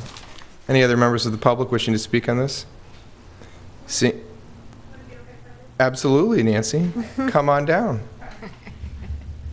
Please give Nancy 3 minutes. I don't need 3 minutes. I'm Nancy Humphrey. I'm a member of the staff here, and I just wanted to say I was surprised and pleased to see Melody here today. She is a frequent, reliable, and very diligent volunteer at all of our shoreline cleanup events. She's always there. She's there from the beginning to the end, and she looks for the thing that no one else wants to do and does it. So I think we'd be lucky to have her. Thank you, Nancy, for that endorsement. And that is also where I met Ms. Cosma Kennedy. So with that, I will close public comment. Members, is there any discussion? Lives in the triangle, shoreline cleanup. The list goes on. Do you have questions? Although I have to say that I'm not so sure the faculty at San Jose State are that great at art. I'm not sure. Oh. All right. I used to teach at San Jose State. And it's a most enjoyable place to teach. It's a good school. Any other comments? Mr. Patz, did you have another comment? No, go ahead. I was going to make a motion. Move the resolution to appoint Melody Cosma Kennedy to the Public Art Commission. I second that. Yeah. We have a motion by Member Martinez and a second by Member Donahue. Neil, if you're watching or watch this later, we hope you'll apply in the future. You had an excellent resume as well. Please, and Sherry will keep your application on file and reach out to you if we have another vacancy. Please call the roll. Councilmember Donahue. Aye. Councilmember Martinez. Aye. Councilmember Patz. Aye. Vice Mayor Medina. Aye. And Mayor Bowders. Aye, and welcome to the Public Art Committee. Thank you. Item 12.2 is an informational item regarding Pacific Gas and Electric Vehicle Charging Network Program at City Hall. Welcome. Thank you. Good evening, Mayor, Council Could you lift the members. microphone just a little so we can hear you? Awesome. Better? Yes. All right. Good evening, Mayor, Council members. In January, staff began discussions with Pacific Gas and Electric regarding potential for the city to participate in their electric vehicle charger network program. During the September 12th City Council meeting, staff sought direction regarding several issues that had come up during those discussions. Council directed staff to return with more information on the program. And in addition to the report that you all have received, I have brought 2 members of the PG&E team here, Mary Lou Mascow and David Almeida, to give a short informational presentation and answer any further questions you may have about the program. With that, David and Mary, would you like to come up? And Mr. Mayor, members of council, that was Matthew from Public Works, our devoted intern. Sorry, I forgot. The good people at home, Matthew, would like to know who you are. Thank you. Hi, welcome. Thank you so much. I'm going to actually move it down. My name is David Almeida. I'm a manager at the Pacific Gas and Electric Company. I work in their electric vehicle department, and I've been working on this project for the past 3 years, all the way through the time when we proposed it with the Public Utilities Commission to now, over the past year, we're implementing it. I'm going to talk a little bit about the program, a little bit about why we think Emeryville is a good fit for it, and then I'm open for questions that you guys might have. It's we call it the EV, electric vehicle or EV charge network program. It's a 3-year program focused on installing 7,500 level 2 charging stations across our service territory, which is roughly from the coast of Oregon down to Bakersfield, over a 3-year period. We are specifically focused on installing in workplaces and multi-unit dwellings, and we've got kind of a hybrid ownership option. So for all of our customers, we'll be installing the utility infrastructure from the quote-unquote pole to the parking spot. At the point of the parking spot, that's where the ownership kind of splits. For multi-unit dwellings and workplaces located in disadvantaged communities, which Emeryville is located in disadvantaged community per the Cal EnviroScreen criteria, you have the option of either owning and operating the equipment for a period of 10 years. You will pay for the equipment up front, and PG&E will provide an incentive that covers the majority of the cost of the actual equipment, but you'll be responsible for the ongoing operation and maintenance for a period of 10 years. Or you have the option of the utility owning and operating that equipment for 10 years. You pay a one-time participation payment that is roughly equal to the rebate that you would provide in the ownership option, but then the utility covers the full cost of maintaining and operating that equipment for a period of 10 years. We have gone through a procurement process to vet equipment for customer-owned charging stations, so you'll be able to select from a list of 15 different vendors if you choose the customer-owned option. If you choose PG&E's owned option, we will have a shorter list, probably around 3 stations, and we're currently going through the procurement process right now to select that. We're very excited for the city to be part of this program. In fact, I spoke to Nancy and Matt in January. We got the decision for this in December. So you guys were one of the first customers that we talked to. And we've been working with the city for the past, 11 months now, trying to figure out if this is going to be a good place for it, as well as testing out our processes. You guys have been part of our trial site process for us to kind of learn what is a good fit, how do we go through the engineering process, as well as learn a lot from our engineering and our terms and conditions process as well. We think this is a great fit for a number of reasons. It's part of your strategic plan. It's part of our strategic plan to install charging stations at the city. I had a chance to go through the climate action plan and see that electric vehicles are come up quite a bit in not only in installing within City Hall proper, but also to encourage your citizens and residents to purchase and use charging stations. This site is actually a very unique one in the fact that we will have access to city employees as well as the public. So the location that we're looking at is along Haven Street, and looking at kind of splitting that up so that provides kind of dual access for the public as well as from city fleet. So that's in ourselves is a very exciting opportunity. So with that, I'd love to take any questions you guys might have and go from there. Are there members who have questions? See none to my left. Are there any to my right? I have a lot of questions, but they could get very technical. Maybe we should hear from the public first. Thank you, Member Donahue. So Can I we'll ask one simple question? Yeah. Yes. So there's, let's see. So I'm reading the attachment that we got to our agenda, and I just lost my place. But essentially, PG&E is asking for an easement. Are you asking for the easement for the access to the maintained electrical infrastructure, regardless if we do the purchase plan where we run the equipment, or whether you do it, or is it just in the case where PG&E owns and maintains the equipment? It's for both options. Okay. One thing I would add is that we have heard some concern about utility easement, specifically because easements are in perpetuity, and that is an issue because I know that there's a hope to redevelop the site in some time. So what we have done, and it hasn't been able to reach you in time for the staff report, but we've worked with our attorneys to provide a temporary easement, and essentially what that does is it has all of the language of an typical easement, only a time period, which would be tied to the 10-year period, and ability to quit claim that easement if need be. Okay, appreciate that. Thank you. I'd just like to add something real quick.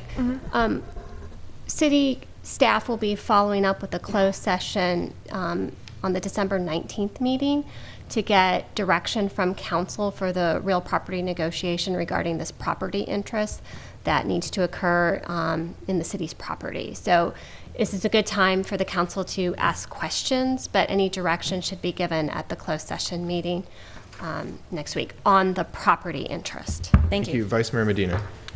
Who would be liable if there were any problems with use of these facilities? The city has opted for the utility-owned option, and so in that case, it would be the utility that is liable for that. So if we own and operate that equipment, we will be responsible for any maintenance as well as any cost of operation for the period of 10 years. What the city would be responsible for in all cases is the cost of the electricity, and you have the option of either passing through the rate just as you see it to all of your customers. You also have the opportunity of customizing that option as well.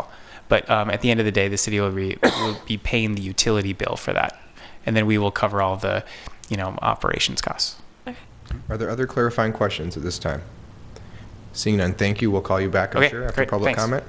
I did not receive speaker cards. Are there members of the public who wish to speak on this agenda item? Come forward.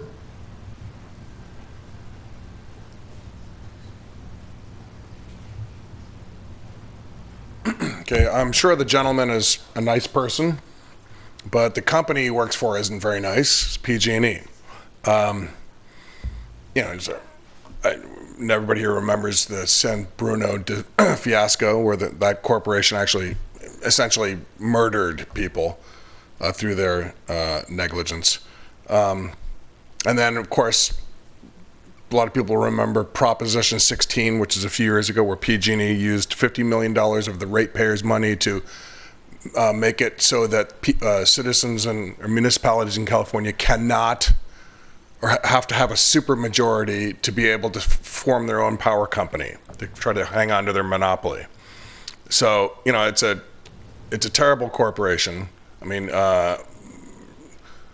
nearly sociopathic in its the way it does business. As I said, the gentleman, I'm sure, is a nice man, but he just works for a terrible company. So my point is that you should go through this with a really fine-tooth comb. I would not trust this company as far as I could throw them. I think that this thing is designed to make them money, probably at our expense, I would imagine, without seeing the contract. And then lastly, I wanted to reiterate regarding someday, you should find out. Someday if Emeryville signs on with Oakland maybe or Berkeley to have our own utility company and get out of the confines of PG&E like Alameda has done. And since we passed Prop 16, we are allowed to do. We should find out about the eventualities of that vis-a-vis any contract you sign. So in other words, if we become join with another municipality to form our own power company, how will that affect any contract that you sign here tonight? You should look into that. And as I said, I think you should be with a lot of diligence about being ripped off by this corporation. Thanks. Thank you. Any other members of the public? Seeing none, I'll bring that back for discussion. Member Donahue, would you like to start? Well, when I look at the piece of property we own and the decisions that need to be made about that and the building next door to it, being confined for 10 years just is challenging. There's potentially another way that we could get EV charging that maybe PG&E would be open to, which would be to have over-parking solar charging. And the solar charging could then be moved to the top of a future structured garage if we did structured parking there at no loss to the future. And yes, the power would be coming from solar, but PG&E is interested in that too. They are concerned about making, especially daytime in the summer, this is their big challenge, and we would be in effect supplying our greatest amount of power from this solar charging application for that use. And then there wouldn't have to be any undergrounding of easement. There could be maybe some battery storage, but the economics of that should be looked at, not just from just going to the pole. Maybe there's a cost-effective way using the grant that would better accommodate us using a solar charging with battery storage approach. So I would like us to consider that in some way, somehow cost it out. I'd love it if PG&E would cost it out and look into that to see if that seems like a viable alternative approach. Member Martinez? I would be happy to give PG&E an opportunity to respond to that. The way I see it is that we have an opportunity at this moment to take advantage of an existing program. Is that correct, sir? Yeah, please. Well, actually, if I could, if you don't mind, we'll take all the questions, then I'll invite you to come back and answer all that, so everyone gets a chance. So, yeah, my understanding, Scott, is that we have the opportunity to take advantage of a pre-existing program where PG&E has the charge to put a certain amount of stations in a certain way with certain parameters into their service area. So I would love to explore the ideas that you're talking about, but it might be a separate issue or in addition to what we're looking at. So I think we've got to focus on the specific opportunity and whether or not this is going to work for the city. So I don't have any further questions at this moment, though. Thank you. Okay, we'll bring you up. Don't worry, Vice Mayor Medina. Yeah, I think we are concerned about the easement and how that would affect future building plans. So that's also something that I would be concerned about going forward, and possible indemnification risks as well. So that's something that I'd love to hear about if we were going to build out. What are ways out of that easement for the city? Member Pats? For me, when we're talking about 10 years out, I'd like to see some level 3 charging stations. I think we're getting to see a lot of level 1 and level 2s coming out, but because you need, I think it's 3-phase to put in a level 3 charger, it seems to me that as the PG&E, you'd be able to, you're uniquely in a position to put out phase 3 chargers or level 3 chargers. So that would be my question: is that an option? And because to me that's a bigger draw. I can tell you, and to parallel on what Member Donahue said, that's what they did down at Community College in Hayward, I believe. They have a big solar, and then they have level 2 and level 3 chargers, which is really a nice sort of setup out there. And as cars, our battery life is getting better, the level 3 is becoming much more attractive. So that's... Yeah, my comments are brief. I appreciate what you've offered here. I think the goals are consistent with the sustainability and climate change plans for the city, as you mentioned. I do share the same concerns that Member Donahue and Vice Mayor Medina raised about the easement. That is my biggest concern here, is constricting us. We are going to have an agenda item in January about construction, hopefully, of the city's long desired art center. And not knowing what that looks like at this point, there is a conflict for me about constraining us for a long period of time to an easement that may interfere with a very, very high goal for the city's cultural and economic identity. I don't know all the specifics. Nancy has been the expert working, and Matt working with you guys on this. Whether there's an opportunity to move those spaces to the 40th Street side of the parking lot and have some spaces along 40th Street with the south end of that parking lot. I'm not sure. There's probably feasibility reasons you've examined that may or may not make that possible, and I'm going to invite you to come up and answer these questions. But that is the only thing that, to me, is an obstacle to getting to fully supportive of this. So why don't you come back up and take any comments or questions you have at this point. Thank you so much. So let me address a few of the comments that came up to it. So Councilmember Martinez is right. This is an approved program. It went through the Public Utilities Commission for about a 2-year process. So we don't have a tremendous amount of flexibility within that. In fact, I can kind of address Councilmember Pat's comment as well within that. Our original proposal did include DC fast charging, or level 3 is what is commonly referred to as charging, but the commission did not allow that. So right now, for the program that we have approved, it is a level 2 charging program, and we're focused on getting that installed. I will say that we do have another proposal working its way through the commission focused on level 3 deployment of the infrastructure up to the parking spot. And so once that is approved, and what that looks like after it is approved, we'll certainly come by and provide more information about that. Regarding the easement, I understand that. That's actually one of the biggest issues that we've heard from most government entities, and that spans from municipalities to state agencies to federal agencies, because similar to the city, there are a number of organizations that have electric vehicle charging infrastructure as their strategic goals. What we can do is we want to work with the city to try and identify what's an amenable solution to that. We think that a temporary easement is a good approach for that. It allows a time period into that, so it provides more clarity on how long the agreement will be, and it ties it to the actual agreement of a 10-year period. We do have the ability to quit claim that, and we can talk in more details or provide more details to staff about what that looks like. But it allows you to essentially cancel out of that easement if for whatever reason that comes along the line from that. So that is one aspect that I would encourage us to continue to discuss, and we'll work with the city attorney on that information as well. The other aspect of that is that we have explored quite a bit of the footprint of the parking lot. As I said before, you guys were one of the trial sites for us. So we had a selection of about 15 different locations that we've been working with over the past 6 months or so to try and figure out and work through our processes to make sure we've ironed those out before we officially launch the program in January.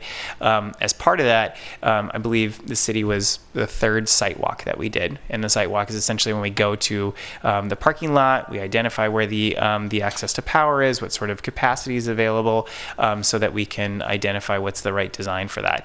And we went through about 3 or 4 different design cycles for the parking lot to adjust that, principally to move the infrastructure so it's away from the art building, because the original design that we had was putting the putting the charging stations along that building, because the city had installed conduit to provide for charging infrastructure in the future.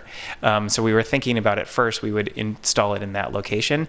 Works out that in the future, you guys are looking to develop that. You might put a door there, so that would cause a problem with that. So that's why we've adjusted the design to move it over to accommodate for that.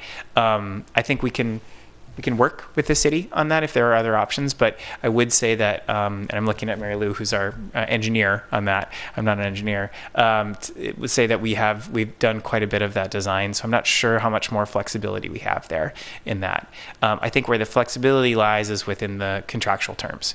So, and we're eager to work with you guys on this. I think one of the other things that we see from this is that if we can work through an arrangement with you, that is a good good sign that we can use that as a template for other municipalities across our service territory. And as I said, there's a lot of commitment for that, but you share some of the same concerns, whether it be indemnification or the requirement of the easement. So we are looking to kind of work with the city on that. Thank you. Are there other follow-up questions from members? Seeing none, we appreciate your time. And Mary Lou, you didn't speak, but I know you're working hard as an engineer, so thank you both for coming out this evening. All right, thanks so much. All right, thank you. That will move us to item 12.3, discussion of potential ordinance regarding one-way car share. Diana Keena.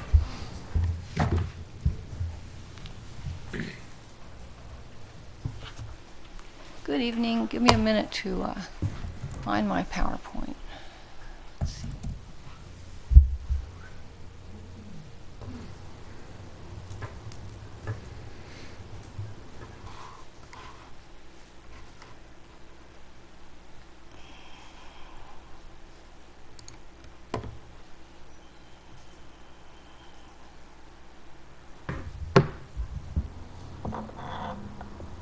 Okay, now I'm here.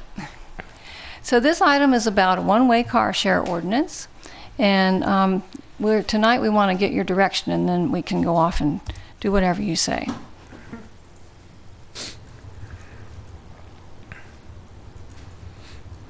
One-way car share is a membership service that's open to all qualified drivers, and there's no separate agreement for each trip.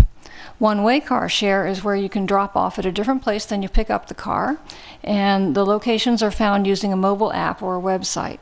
And the fees are paid by the minute or the hour or the day, and they cover fuel, maintenance, insurance, and parking.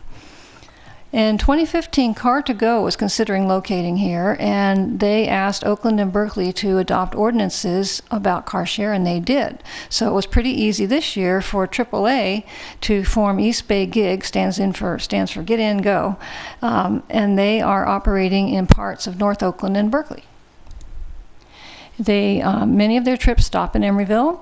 Half their members in a survey wanted to extend into Emeryville, and they are prepared to place 20 cars here. Car share does reduce greenhouse gas emissions.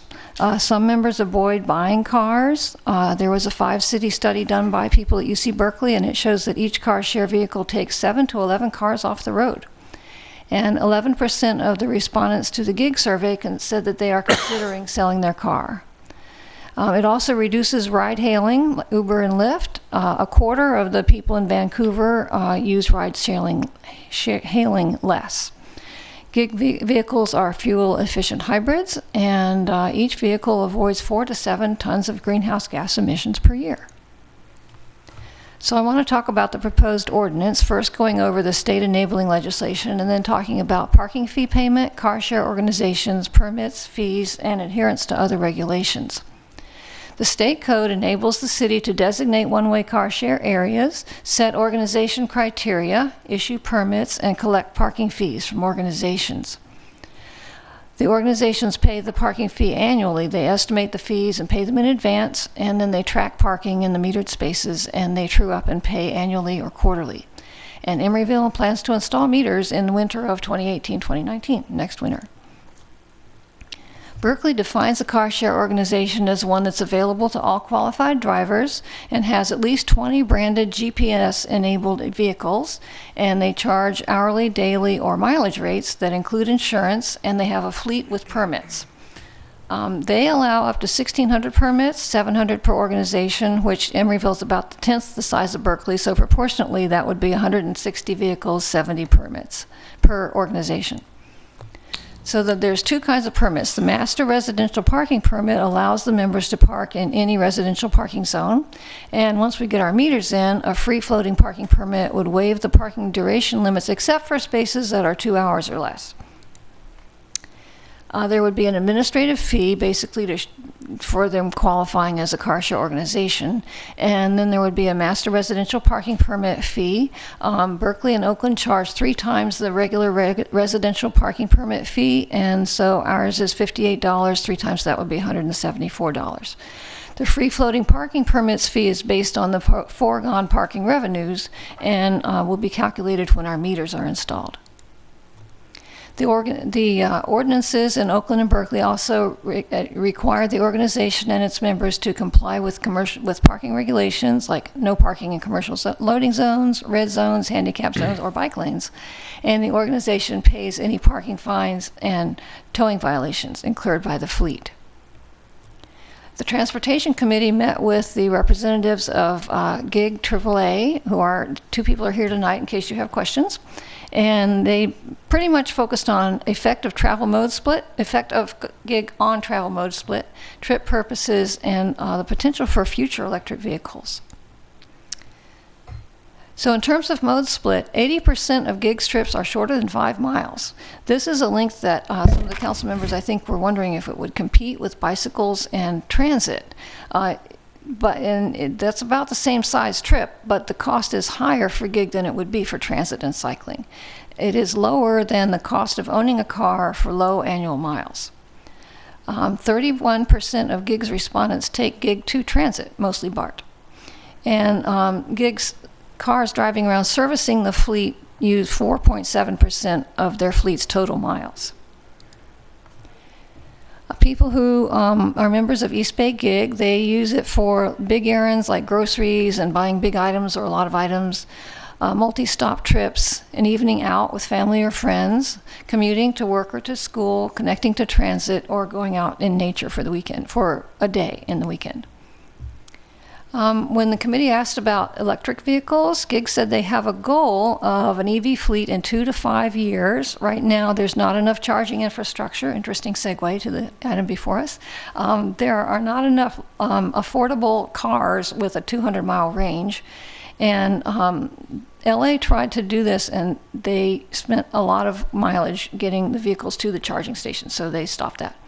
But they're hoping that there will be a longer range affordable EV in 1 to 3 years. The fiscal impact of the ordinance, there would be one-time setup costs in terms of staff time, planning, finance, and city attorney staff working on the ordinance, permits, fees, rules, and criteria for the qualified car share organizations, which we will crib from the other 2 cities, so it won't be too much work. And then there'll be ongoing costs, and they'll be offset by the fees. Finance and or public works staff. Finance here operates our residential permit parking program. Public Works operates the car share program in Berkeley and Oakland, so we see how that works, what we do here. The staff people would monitor the use data, update the fees, process applications, and invoice and process fees for permit renewals. So the policy question is, should the staff draft a one-way car share ordinance similar to the ordinances in Oakland and Berkeley? And that concludes my report, and I'll be happy to answer any questions. Thank you. Do members have questions? For me or for the people from GIG? That's correct. Anybody here? Questions? Councilmember Martinez. I would like to ask about how much this costs folks for a membership. I'm looking at the per mile rates and per hour per day. I'm just wondering what average trips cost, if people are taking them for the weekend. Not great at math, I'll tell you right now. So if you could let me know what the barriers are for entry for the folks who want to use GIG. Dermot Hickish from GIG Car Share. Great to be here. So the pricing is structured basically as more or less a flat fee. There's no setup fee or administrative fee or annual fee for any member that joins. So as long as they're a qualified driver, that we do a DMV check and their driver history is sufficient, they're able to join the club, so to speak. So then it's broken down by how much usage is really happening. So if they drive a mile, it's $2.50. If they drive for an hour, it's $15. And if they drive, say, 20 miles in half an hour, it factors down to the 1 hour rate of $15 rather than overcharging them at $2.50 for 10 miles driven in that short amount of time. And are you providing insurance, or do people need to? So the insurance is included. There's a deductible of $750 if someone gets in an accident and they're deemed at fault. There is a unique way around that, given that we're part of AAA. So we're basically a spin-off of AAA's long history in automotive. And so if a AAA member is a member, it's actually a $250 deductible. So a lot of our AAA members are very happy about that. Okay. And do you have any accommodations for low-income residents who'd like to use this service? Not currently. What we do have is our range is such that we cover a larger area, so the access is able wherever the home zone is. So in Oakland, for instance, 54% of our entire home zone is designated community concern. West Oakland is showing great usage already, which we're really thrilled about, and we're gradually moving towards Fruitvale. We have been very eager to engage with cities or some of the larger entities out there like MTC or Area Resources Board to see if there's ways where we can provide credits to certain lower income types as a way to enable them to use the service more. Here's the question of the hour. I've seen them, but are you guys finding your cars in our city already? We are, and so the graph that you saw there was people would drive it here to say IKEA or Target or Bay Street and the like to do shopping, but they're not able to end a trip because it's outside of the designated home zone. So they're actually holding on to the vehicle, and the per minute rate to hold on to a vehicle is a little cost prohibitive. So we don't enjoy having members do that. It also means other members can't use the vehicle at that time. So we'd prefer to have them be able to park, go to the park, and walk around, and then do some shopping, and then find another vehicle that they can jump into later on. Great, thank you. Are there any other questions? Okay, thank you. Thank you. Members of the public who wish to speak on this item, public comment is open. Okay, seeing none, I'll bring it back for discussion, and I'll start with Vice Mayor Medina. Hi. We've seen this at transportation. I should note that I feel like the company has been excellent at providing us with the additional information that we have asked for and given us really good data sources on this. Other cities have shown that this has helped residents reduce car ownership and just rely on this for trips where they really need a car. Since people are already using this in Emeryville, I've seen them already being parked here. People are already using this. This gives us a no enforcement necessary way to collect that parking fees once we do put in our parking meters. I think this is going to be a net positive for us. And also for those residents who might wish to go car free, this provides a good alternative for them. So I'll be supporting this. Thank you. Member Donahue? I'm on the Transportation Committee as well, so... I didn't pick you by accident to go next. I generally support the idea. I think that it's going to allow people to transition out of being, say, two-car families to one-car families. Could be something that's really going to happen in our city. But also, we will be a better destination for shoppers, and we might have more shoppers being able to come and go with less traffic, potentially. So they're getting their goods out and they're getting here and leaving quicker, perhaps. So you might have the problem of cars wanting to leave more than arrive because people would get here via some other means where they don't need a car to get here, but then they want that car to leave. What would you do about that? Which is a likely scenario for IKEA or Bay Street, whereas our normal residential population, I think, would be like Oakland or Berkeley is now. So that's a question I have. What do you do with that asymmetric demand? Let me take the rest of the comments, and then we'll let you come up and answer all the questions. Thank you. Do you have other comments? No. No? Member Martinez? So I was primed on this issue a couple of years ago when Car2Go wanted to come to town. So I'm a supporter of this idea and concept for certain. My only concern is the estimation of the cost of parking for that first year, because we don't have our parking plan in place yet, and I want to make sure that we're not undercutting what we should be getting for the cars potentially parking in our city. But I think it's the idea of this is really great. I love the idea of people having options, not requiring a car to live here, because it's getting harder and more expensive to own cars, and certainly to even put gas in them. But to have a car is a burden, is what definitely our millennial generation is coming to understand. So having this flexibility, I think, will be a net positive for our community. Member Pats? I have a friend who uses this service, and she really enjoys it, and so, I love the idea of having them in Emeryville. So I'm just net supportive, not a question.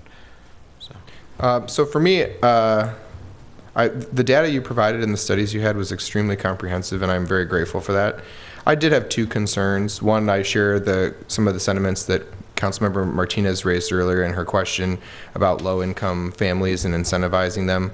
That's a super important issue for me. And so I realize that's not part of the proposal as the one-year platform with the pilot, but I think that that's something you should explore aggressively in the next year, because I think when I think about the long term of that, that would be a necessary component for me to make this something that's a staple. The second piece is small business impact.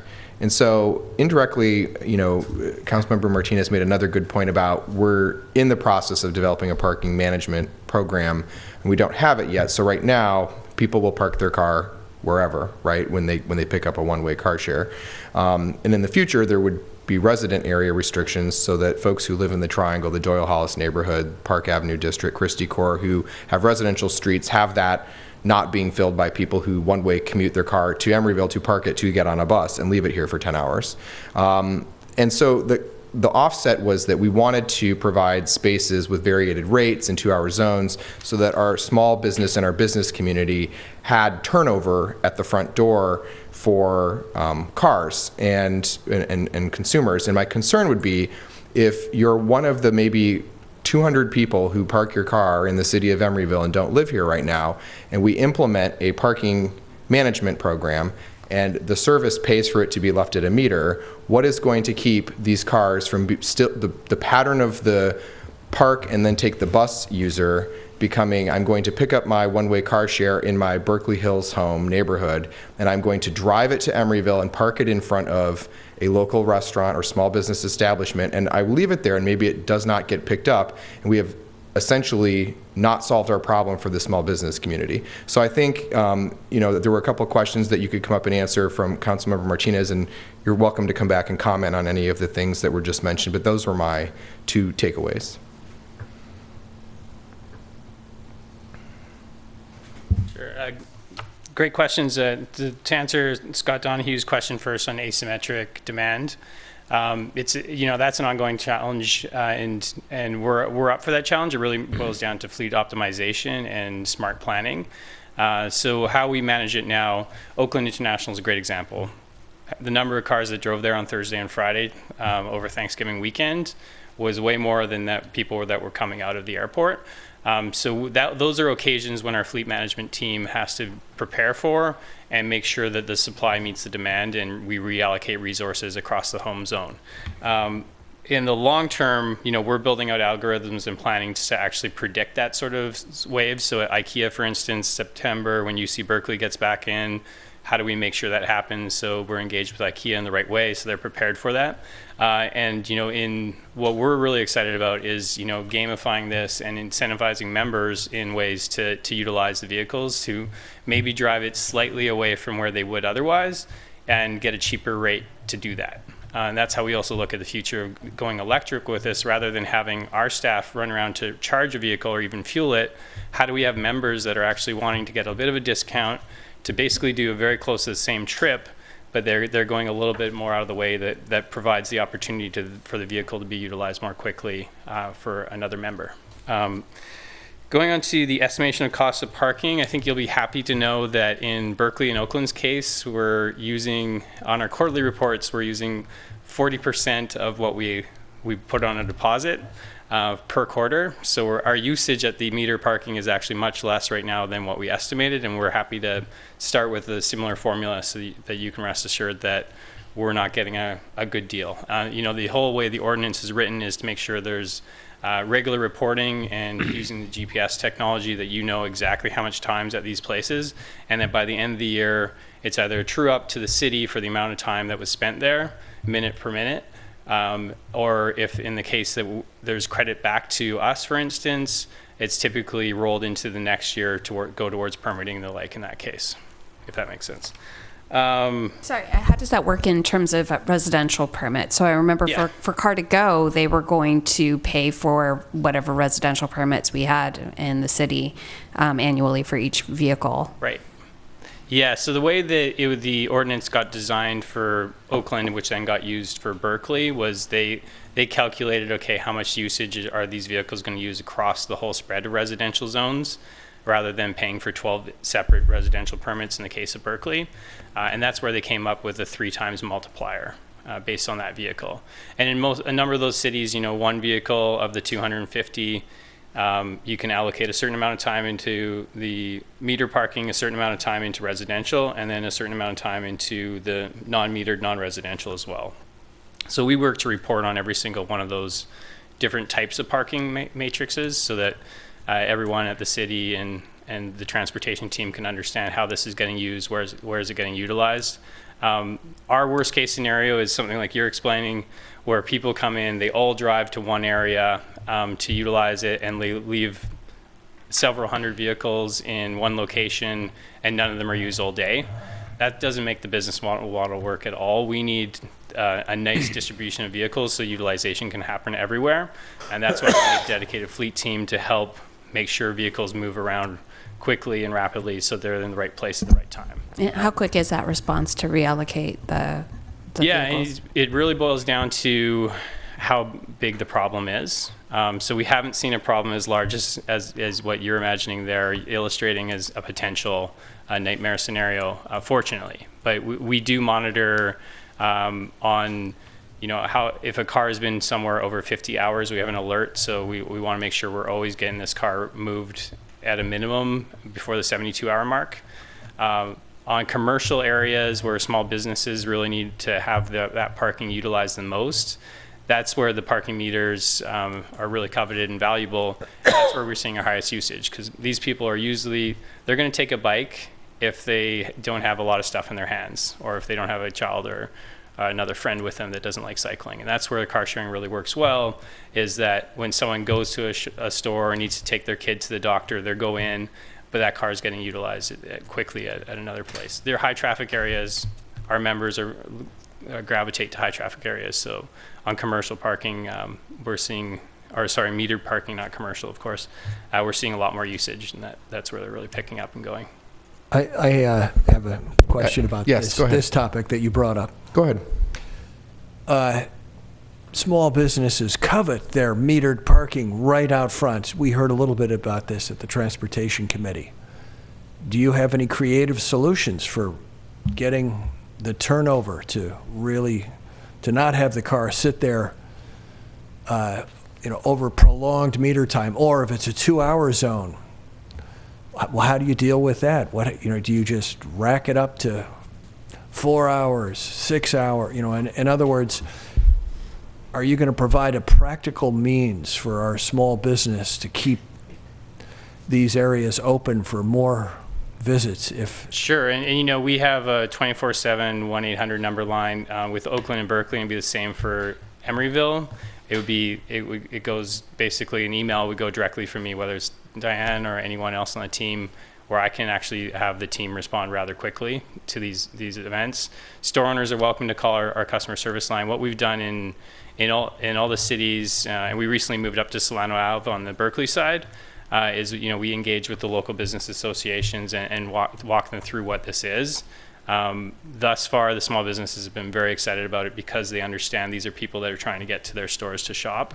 The other exciting thing we're working on right now within a focus on small business is a lot of these organizations pay for their own vehicle to do deliveries of their own and other things like that. And we see an opportunity where we might be able to help them utilize this vehicle as an asset, or the fleet as an asset, to do a lot of that rather than always having to go buy another vehicle for their own business. So we see a lot of opportunities to work with the small business community and help leverage it in the right way. But the part of being a pilot is really embracing that, is this going to work for this city?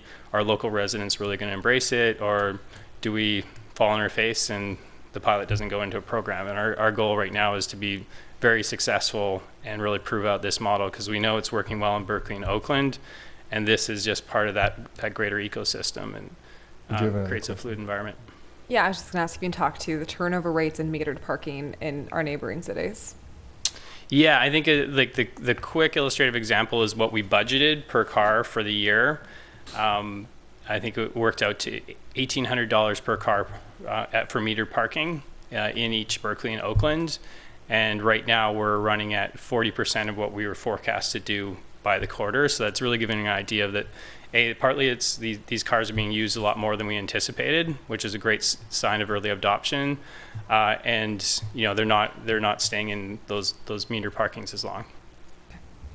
I have just a couple follow-ups to the comments you made. So I realize that this is a pilot, and I struggle with how I feel about it in light of the fact that we don't have a parking management system in place, and so people will park anywhere. And when I hear 50 or 72 hours for, you know, your response team to move, I think of the businesses on Park Avenue that have 2-hour parking, and if we had a 2-hour parking enforcement program or 2 hours of metered parking, my questions would be two things. Somebody parks their car there, as they do now. If you ask anyone who lives in this neighborhood, you get 150 cars in the morning at between 6 and 8 a.m., and everyone's standing at the F bus stop at 40th and Horton Street. And my concern would be if there's a 2-hour or 4-hour limit for parking and your response team is in the 50 to 72-hour range, what's going to keep someone from parking in front of Shed Hair Salon, for example, leaving the car there all day knowing that it is not in a location where someone's going to take something home. You don't take your cut hair home from Shed. So what are you going to take home? Nothing. You're going to get off the bus at 6 p.m. and you're going to then take your car back. So I don't know. I mean, I recognize geographies are different, but it doesn't feel to me completely. I think there's some issues with parts of the community where it won't be as simple as possible. And I think the back half of my concern is I don't like the idea of moving the onus to the business owner. We often say these things like, oh, we have a response team, and I know you mean well in saying this, that the businesses can call. They shouldn't have to. They're cutting hair, and they don't want to say, hey, my client can't park out front in the 2-hour parking space where your car with your little sticker on it has been for 8 hours. That doesn't help them. And so I just want to ask that you think about what that might look like in a location like ours where we have lots of people use regional buses. And I see Diana pining to tell me something.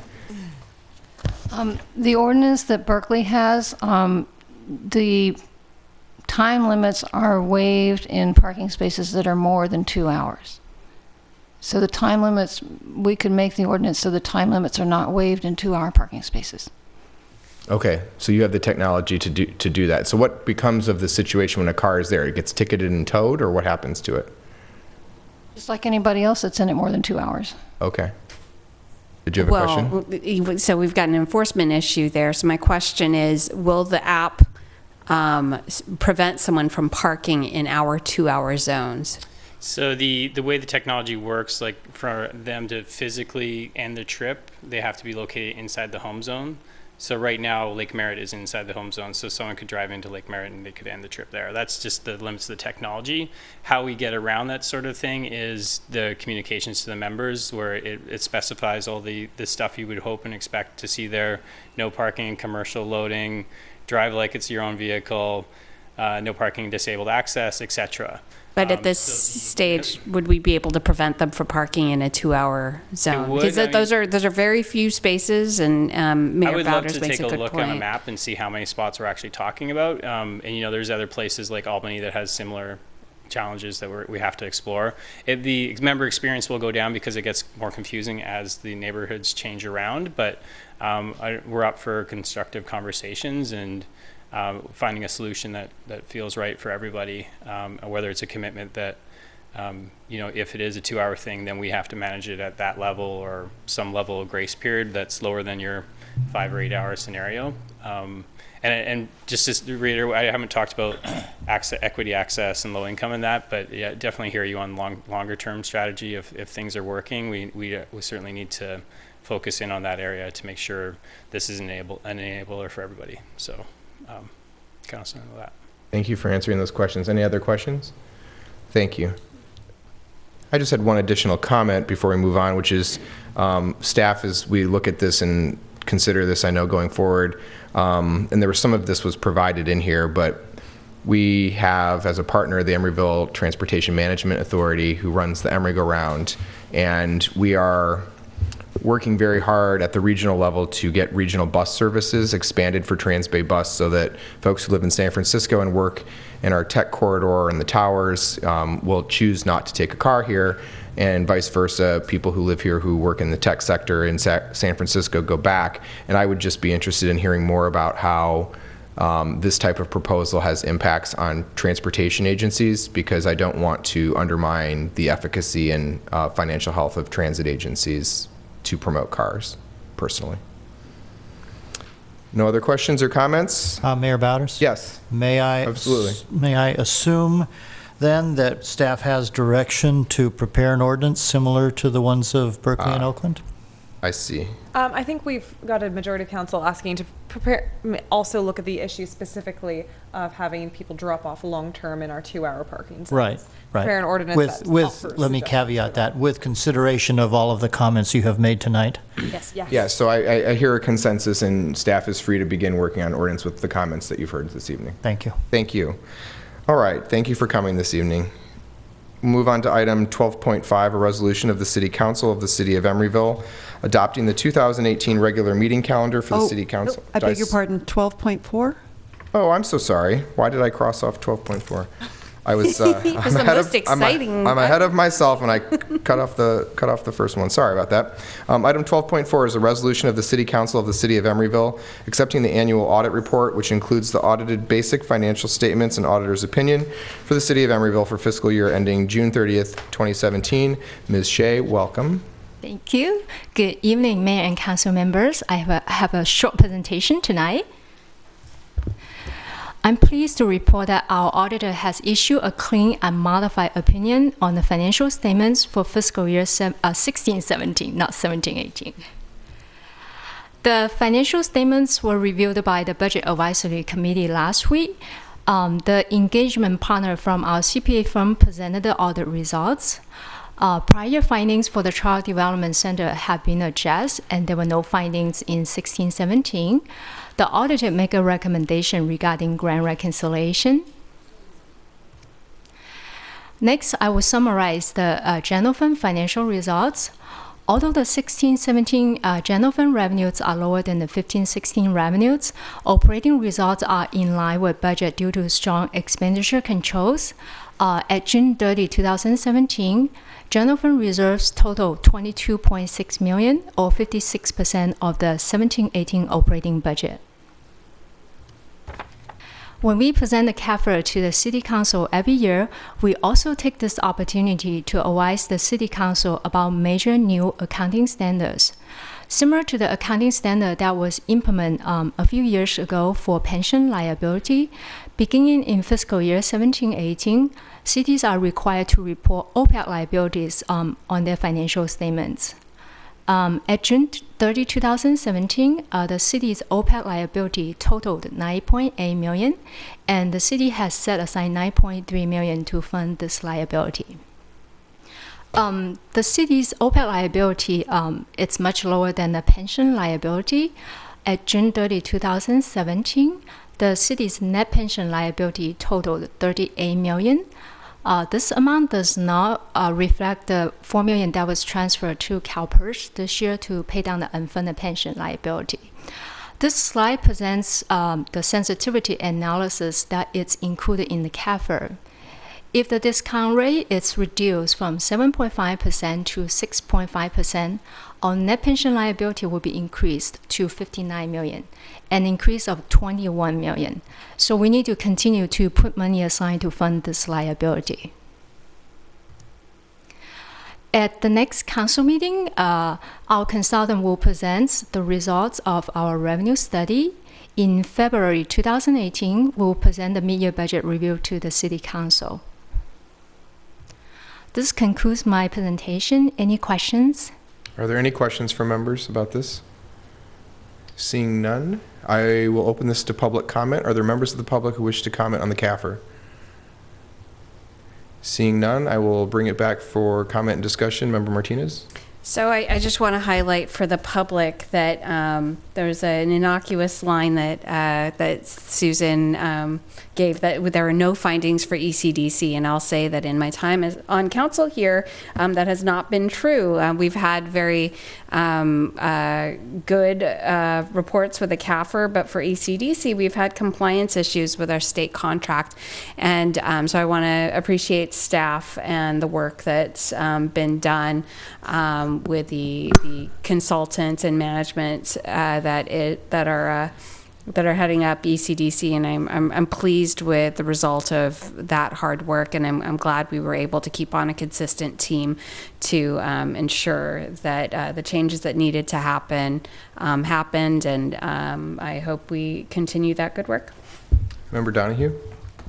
Well, when we last left off, it seemed like we reached this plateau that looked like it would be as it is today about ECDC. But for the future, it's not known. That's my only comment about that. Okay. Member Pats? I don't know how you follow the future is not known, so I'm good. We'll try. I'm good. You're good? Member Vice Mayor Medina? Oh, I'd like to echo the sentiments by Member Martinez, but also I don't know the future, so. Well, there are no crystal balls here this evening. I want to thank Susan. I want to thank Brian and the folks at LSL who did the auditing report and the accounting for us. The Budget Advisory Committee had a very healthy and detailed dive into the analysis that was provided, and very happy to report that the city is managing its finances well. I want to thank the finance staff and the accounting staff for finding places where there were some fund transfers that were misreported historically by prior staff and administration, and so we brought a lot of things into compliance this year for a very clean budget sheet, and that is super important for a city to do. I would just echo the comments that have been made by my colleagues, and I would ask that everybody accept and approve the CAFR. So at that, I'll take it. We have a motion from Member Pats, and we have a Vice Mayor Medina has seconded the motion. Please call the roll. Thank you. Councilmember Donahue? Aye. Councilmember Martinez? Aye. Councilmember Pats? Aye. Vice Mayor Medina? Aye. And Mayor Bowders. Aye. And for real now, we'll go to item 12.5, which is a resolution of the City Council of the City of Emeryville adopting the 2018 regular meeting calendar for the City Council. And I will turn that now over to the clerk. Good evening, Mayor and council members. Before you tonight is the adoption of your 2018 regular meeting calendar for the council, and in a companion action later when we go back to the successor agency meeting, we will do the similar adoption for the very same dates. As you know, the council traditionally meets on first and third Tuesdays of each month. This year, or in 2018 rather, there are going to be some conflicts with that I'll need council direction on. You will have seen in your staff report that we submitted a proposed calendar that deals with some of these exceptions. Also noting that historically the council does not meet on the first Tuesday of January, and in fact already took action for January of 2018 to not meet on that first Tuesday in January, but to just meet on January 16th. And the other thing that has been historically followed is that council does not meet in the month of August to allow time for vacations and whatnot. The exceptions to the normal schedule that I'll need council direction on, the first one occurs in July, where July 4th holiday falls on a Wednesday, and if we did the regular meeting, it would be the Tuesday before that. Staff would suggest that we not hold a meeting during that week, and in fact, July happens to be one of the months that has 5 Tuesdays, and so if council decided to do it, we could just offset and meet in July the 2nd and 4th to avoid that holiday week where many families and people may be out of town. Another exception would be the first Tuesday in November, which will be Election Day, and typically you would not want to meet as a council on election night. If that meeting is canceled, however, there'd only be one meeting in November that would fall during Thanksgiving week, which is also not ideal. So the recommendation would be to hold a meeting on the last Tuesday of October, which is the 30th, to replace the November 6th meeting, and then move the second November meeting to the 20th to avoid Thanksgiving week. You mean to the 13th? 13th. You just move them each up one week, right? Yeah, sorry. Yes, Okay. move each direction. And finally, it turns out that the first night of Yom Kippur falls on the third Tuesday of September. And so the recommendation would be you could cancel the meeting altogether, or you could reschedule the meeting either before or after that Tuesday. We would recommend choosing the Monday, September 17th, because the Wednesday is the second night, which, while not as important as the first night, is still part of the holiday. Okay. So those are the main things that I would seek council direction on in adopting the calendar. Okay, before we do that, I'll take public comment. Seeing no public comment, discussion, do people have questions about the proposed changes from the clerk? No? Do we have a motion? We got to pick between Monday and Wednesday for Oh, now. thank you, Member Pats. So I think Monday makes the most sense. I would agree with Member Pats. When we looked it up, it's sundown on the 18th to sundown on the 19th, so it would still probably interfere with some people's holiday celebration. Certainly. So is there a motion on that? Yeah, I Move with that we amendment. choose that Monday, the 17th. Would you like to make the second, Member Donahue? Because I heard Member Pats make the motion. I second. Okay, there's a motion by Member Pats and a second by Member Donahue. Please call the roll. Councilmember Donahue? Aye. Councilmember Martinez? Aye. Councilmember Pats? Aye. Vice Mayor Medina? Aye. And Mayor Bowders. Aye. The calendar is approved. Do we need to make a motion to approve it for the... We are going to return to the successor agency at the end of this very briefly to adopt the exact Got same it. motion. I thought we were Yes, gonna do it that's now. how we'll do it. No worries. Okay, item 12.6, a resolution of the City Council of the City of Emeryville appointing city council members to the city's council committees for calendar year 2018 and amending the local roster of boards, commissions, and committees accordingly. Let me pull up the roster here. Okay, so what I would like to propose that we do after we take public comment, if it's okay with you, Madam Clerk, I will just go in the order they're presented to in the staff report, and I will get you a consolidated motion on all of those at the end, if that's okay with you. That sounds great. Okay, members of the public who wish to comment on the City Council Standing Committee appointments. Seeing none. The first motion, or the first item here, there are 7 committees on this agenda. The Budget and Governance Committee, currently I serve as the chair and Councilmember Martinez serves as the second member. Councilmember Martinez, do you wish to stay on that I committee? wish to stay on this committee, yes. I also do. Does any member object to that? Or have questions? Member Pats? I'm sorry, I don't want to change anything, so I think we can move through them all, or do you want to go through individually? Well, that's a great question. So does anyone wish to change? I do have one change that I wish to make. We discussed one change. Yes, we've discussed a couple. So I am actually, so the budget, knowing what that is, the Budget and Governance Committee will have no change. The Community Services Committee. Oh, I actually just wanted to change the time and date of this meeting due to some conflicts on Thursdays. I discovered that I sometimes have a conflict with a Fire Advisory Commission. I have another personal conflict as well. So I reached out to Member Pats on this. And am I surprising you? I'm sorry. No, this is great. Okay, yes, We did you this. remember this. So we were talking about the fourth Mondays at 5:30, and we will make accommodations with Pedro for May and December when there are conflicts with holidays. So we'll have, that motion will be to renew the 2 members and to move it to 4th Monday at 5:30 p.m. And where's the location? Location is we're doing ECCL. it at ECCL. The ECCL. By chance, have you checked whether there's any conflict with the meeting room? With that conference room at ECCL, everyone has gone home already by 5:30, but we haven't checked. Okay. So. We did run it through Pedro, and he was fine with it. Oh, yes, he was copied on our email. And so he Well, would... if Pedro's fine with it, Yes. then Yeah. We So he will would've checked assume on that. Pedro has the word of God on that. Okay. We'll find a place. Or at least a calendar, My one of those children two. would be happy to meet at the Walhalla because that is where they want to be. Yeah.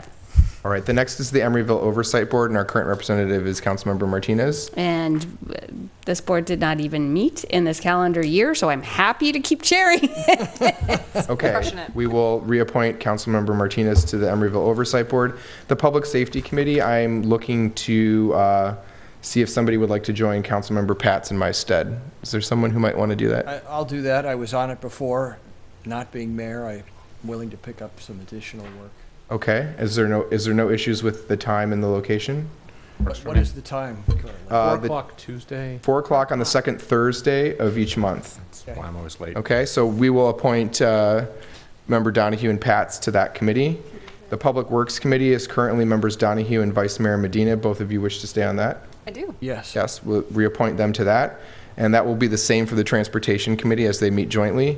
And the last committee is the Sustainability Committee. Which I have really enjoyed serving on, and I wish I could continue to do it, but since my schedule is a little thin right now, I would appreciate if the mayor would be able to step in. I will my absolutely role. step in, and so Vice Mayor Medina and I will serve on the Sustainability Committee going forward. And so with those as a summary recommendation, is there a motion? So moved. A motion from Member Pats Second. and a second from Vice Mayor Medina. Please call the roll.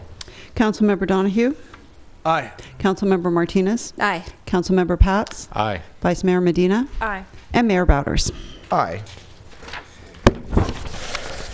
Okay, so that brings us to item 12.7, resolution of the City Council of the City of Emeryville appointing council members to serve as council member liaisons for terms ending December 31st, 2018, and amending the local roster of boards, commissions, and committees accordingly. And on this, in the spirit of Councilmember Patz's efficiency request, yes, we will take public comment, but does anyone have questions about which items we're reviewing? Nope. Members of the public who wish to comment on this item? Seeing none. Does anyone wish to change their appointments? No. Nope. No. Is there a motion? So, Second motion from Vice Mayor Medina, and there is a second from Councilmember Pats. Please call the roll. Councilmember Donahue? Aye. Councilmember Martinez? Aye. Councilmember Pats? aye. Vice Mayor Medina? Aye. And Mayor Bowders. Aye. Okay, now for item 12.8, which is resolution of the City Council of the City of Emeryville, appointing City Council representatives to the various county, regional, and statewide boards, commissions, and committees for calendar year 2018 and establishing the 2018 roster, etc. Is there any member of the public who wishes to speak on this agenda item for any reason? Ms. Cooley, would you like to? No? I don't think you're going to have a hard vote here, Ms. Cooley. All right. You are the ACMAD expert over here. All right, so seeing no public comment, let's do this. We have a sheet in the packet that has all the appointments, and I will just go through them and confirm or ask. I know there are a couple we do have to change. So the Alameda County Fire Advisory Commission, the current member is Member Martinez, and the alternate is Member Pats. Both of you wish to remain in that position? Yep. Yes, reappointed. The Alameda County Healthy Homes, I currently serve as the member, and the city manager by rule is the alternate designee. Is there anybody who has objection to that? No, I will remain in that position. The Alameda County Housing Authority Housing Commission, Member Pats is the member. Do you wish to have that? I'm happy to do it. You're happy to do it? Thank you, Member Pats. Thank you. The Alameda County Mayor's Conference, so at this time we would change this, I'm imagining, and I will serve as the member and Vice Mayor Medina will serve as the alternate. The Alameda County Mosquito Abatement District is currently represented excellently by resident Betsy Cooley, and this is a multi-year appointment, if I'm correct. Is that correct? 2 years? And you are here, I'm assuming, because you love the position and you have done a fabulous job. And so unless there's objection, I would like to reappoint her. I would like to thank Betsy Cooley for filling this position. Member Pats? No mosquitoes at my house, so I'm all for it. I You just have the job. Betsy, thank you very much for doing this job. Thank you. She for those who can't hear her, she's thanking us and she enjoys it.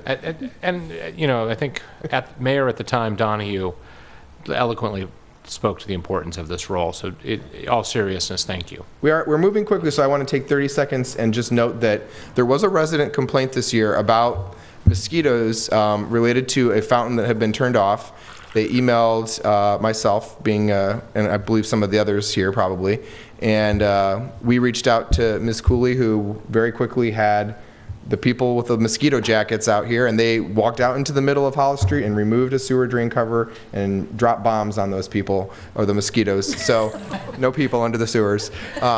So she was very efficient in the work. I'm grateful. That's not going to video well, is it? So the Alameda County Source Reduction and Recycling Board is currently Member Martinez. Oh, I would like to stay on this board. Is there any objection to that? No, she loves recycling. She's reappointed.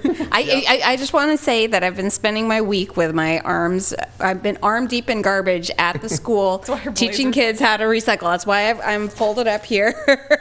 Well, I appreciate you taking the attention away from dropping bombs on people. So, moving on to the Alameda County Transit Emeryville Liaison Committee. This is the one that meets just once a year, and it's a 2-member committee. And Vice Mayor Medina and I are appointed to that, and we would like to remain on that, I believe, if no one has objections. Okay. The Alameda County Transportation Commission, I am the member and Vice Mayor Medina is the alternate. And does anyone have objections to us retaining that? Nope.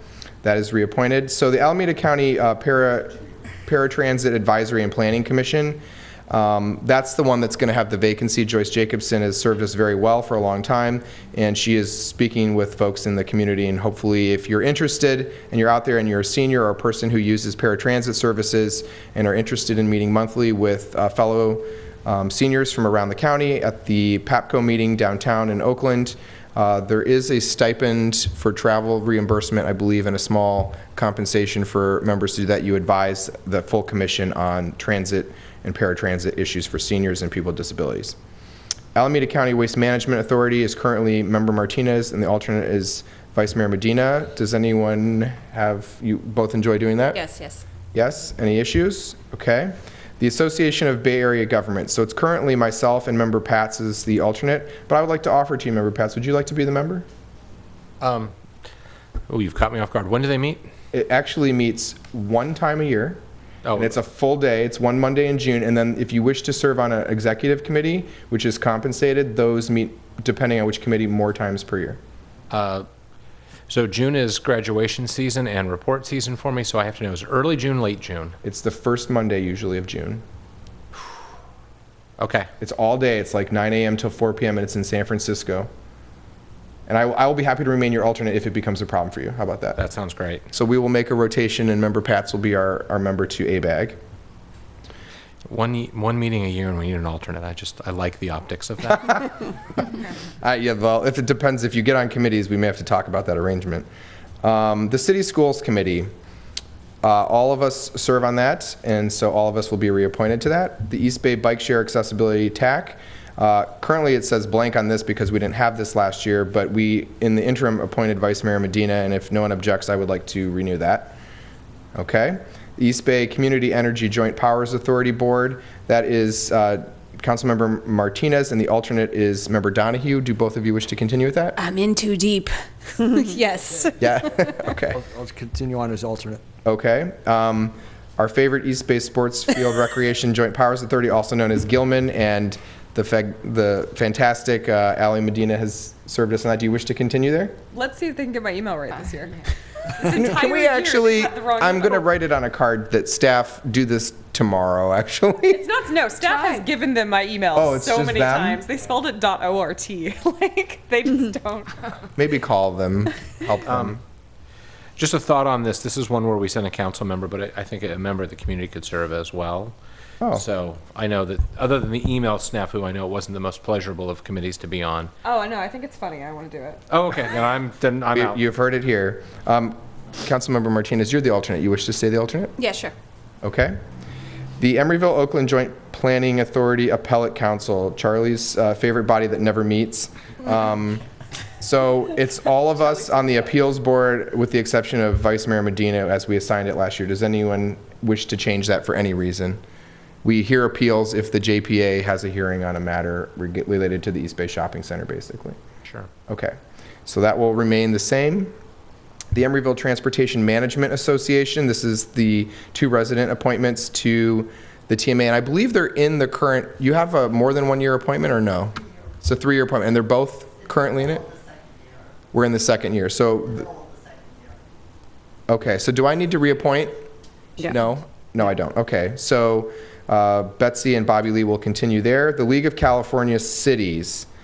So right now it's Councilmember Medina, and then the alternate is Councilmember Martinez. Do folks have an opinion on this? This is different from the East Bay division, and so the league itself is the annual conference, right?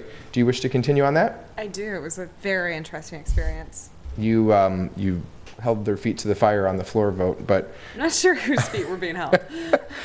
do you wish to remain the alternate? Yes. Okay, so are there any objections to that? Nope. Okay, that will be renewed. The League of California Cities East Bay Division, currently that is Member Donahue and the alternate is Member Medina. Do you wish to remain on that? Well, would you be interested in swapping out being a member, Ally, while I am the alternate? It's a nice dinner. Yeah, no, I'll do that. That sounds great. I'll get more involved with the League of Cities. Cool. Let's bring them This is going to be an awesome report back. Okay, so we will make a rotation, and the member will be Member Medina, and the alternate will be Member Donahue. Right. Okay, and then that appears to be the list. Is that correct? That is the list. Okay, with that list, I will make a motion to approve that list. And I'm going to second it with just impressed that Sherry kept up with all of that, so well done. So we have a motion by the mayor and a second by Member Pats to approve as we discussed. Councilmember Donahue? Aye. Councilmember Martinez? Aye. Councilmember Pats? Aye. Vice Mayor Medina? Aye. And Mayor Bowders. Aye, and I want to thank all my colleagues and the staff for helping us move through that expeditiously. And last item on this agenda for action items is item 12.9, and this is a resolution of the City Council of the City of Emeryville amending the City Council Rules of Procedure. Madam Clerk, how do you propose we handle this in terms of a presentation so that it adequately informs the public for comment? So we've got the bullet points under the discussion items that talk about the changes that are being proposed. So that is in the staff report. Staff report. Page 1 of the staff report. Thank you. That lists the changes being proposed, and I think a couple of other things have come up in the meantime that you can discuss as they were your suggestions. Yes, Member Pats. Do we not have a PowerPoint on this?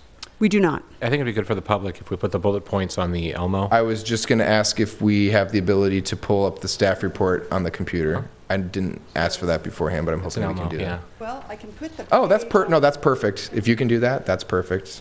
That's a totally... That's what I asked. No, that's a totally excellent I also didn't know it was request. called an Elmo until I just looked at it. Yeah. Elmo. And I'll help those who are following at home with this, because I know it's sometimes really hard to read this on the TV for those who watch at home. So... And it goes on to the next page. Yeah, we'll flip it when we're going to just go over these, and I will have 2 other small items after this that we can go over as well, just as a presentation, and then we would invite the public comment. So the first item on here that's proposed in the track changes in the staff report for those who found the agenda at home. First is removing the requirement for a council member oath and song from item 4.1.1 of the rules, calling instead for an opening activity, if any, the form of which will be determined by the mayor. So instead of annually having to amend what we call it, we would just have a generic title. And I want to just reiterate that there's, as Councilmember Pats always aptly says, it's hard to follow certain things, and I think that the last oath and song we had when Mayor Donahue was here cannot be followed. So as you notice, we did not do it this evening, and I'll have a proposal for an alternative in a second, but that would be the language we would use. Yeah, which means we broke this rule this evening. Yeah, we did. We broke the rule. Broke that out. Item 4.1.5, combining council member special announcements with council member reports on meetings attended. The thought behind that one was that we report on special announcements at the beginning, but there are sometimes things that come from meetings and the public has left, and if we just combine them all at one time in the front, you can say, I went to this meeting and there is this event, and that way we can ensure the majority of the public who's here and watching can get it all at one time. Inserting 4.1.8 ex parte communications, which was previously approved by the council but inadvertently omitted, so this is a technical change to just clarify our rules consistent with our practice. Item 4.1.12 will become, this is going to run off the page, Sherry, will become department head reports, as council member reports will move to combine with special announcements. So it's just a structural change to match up what we're doing under one heading. And then as the clerk kindly flips that page, the last 2 items on this are the addition of the practice that all appointments to the city's community advisory committees be made at a special meeting in advance of the regular meeting to accommodate the efficient and expedient interview of candidates. So we've often had it lumped in the middle of the action agenda. People sit to do a 2-minute interview, and we figured if we just have a brief special meeting to deal with that up front, we can handle their time better. And then cleanup of the language regarding the process for a council member to place an item on the agenda. And specifically, if you look at the language, the staff has proposed removing that an item can be placed on the agenda by any council member and inserting language that says by any council member provided they've received a majority of support at a future agenda item on the calendar. So there are two other items, and one is just procedural. There was a comment we received from a member of the public who is here tonight to comment about the combination of the public comment for items not on the agenda and the consent calendar public comment. In reviewing this with the city attorney, we have the authority to combine those things, and I do believe that public comment for consent agenda and items not on the agenda is not placed appropriately on the calendar or on the agenda. So I'm actually proposing that we move it below city manager's report and ex parte communications and immediately above consent items, so that they have heard all the reports from the city manager, the public, and who we've had conversations with in the public, and they can then comment on all items, but also it's immediately prior to consent, so it has a better flow. Seems reasonable. So that's one item. And then the other rule proposal, if you could put the 2.13 up, the other rule proposal that I'm proposing for discussion this evening after we take public comment. Sorry, Sherry. Okay. Let's see if I'll actually do this and the oath issue. Okay, so do you want the 2.13. So a comment was received from a member of the public about preservation of order, and in reviewing it, the current language states that the presiding officer shall preserve strict order and decorum, shall prevent disruption of, shall prevent threatening or disruptive verbal attacks on the city council members, staff, and/or citizens, and confine debate to the item under discussion. I agree with the comments made by the public that this is, although it's legal for councils in California to place limits on the manner in which people express themselves, I believe that this is an unnecessary provision as written, and support amending it to say the presiding officer shall preserve strict order and decorum and prevent disruption of the meeting. The public, if it disagrees with you, is free to, whether you call it an attack or criticize you, is free to voice their opinion, and that is the same for staff and citizens and others in the community. And so the proposal I have here is to reflect that appropriately and protect the First Amendment rights of people who wish to speak here. The other proposal I have is related to, actually I'll wait because it's the oath and it's not a rule. Okay. I'll wait for that. So are there questions about the list of proposals staff and I have put before for rules? No? At this time, we'll take comment from the members of the public who wish to comment on this item.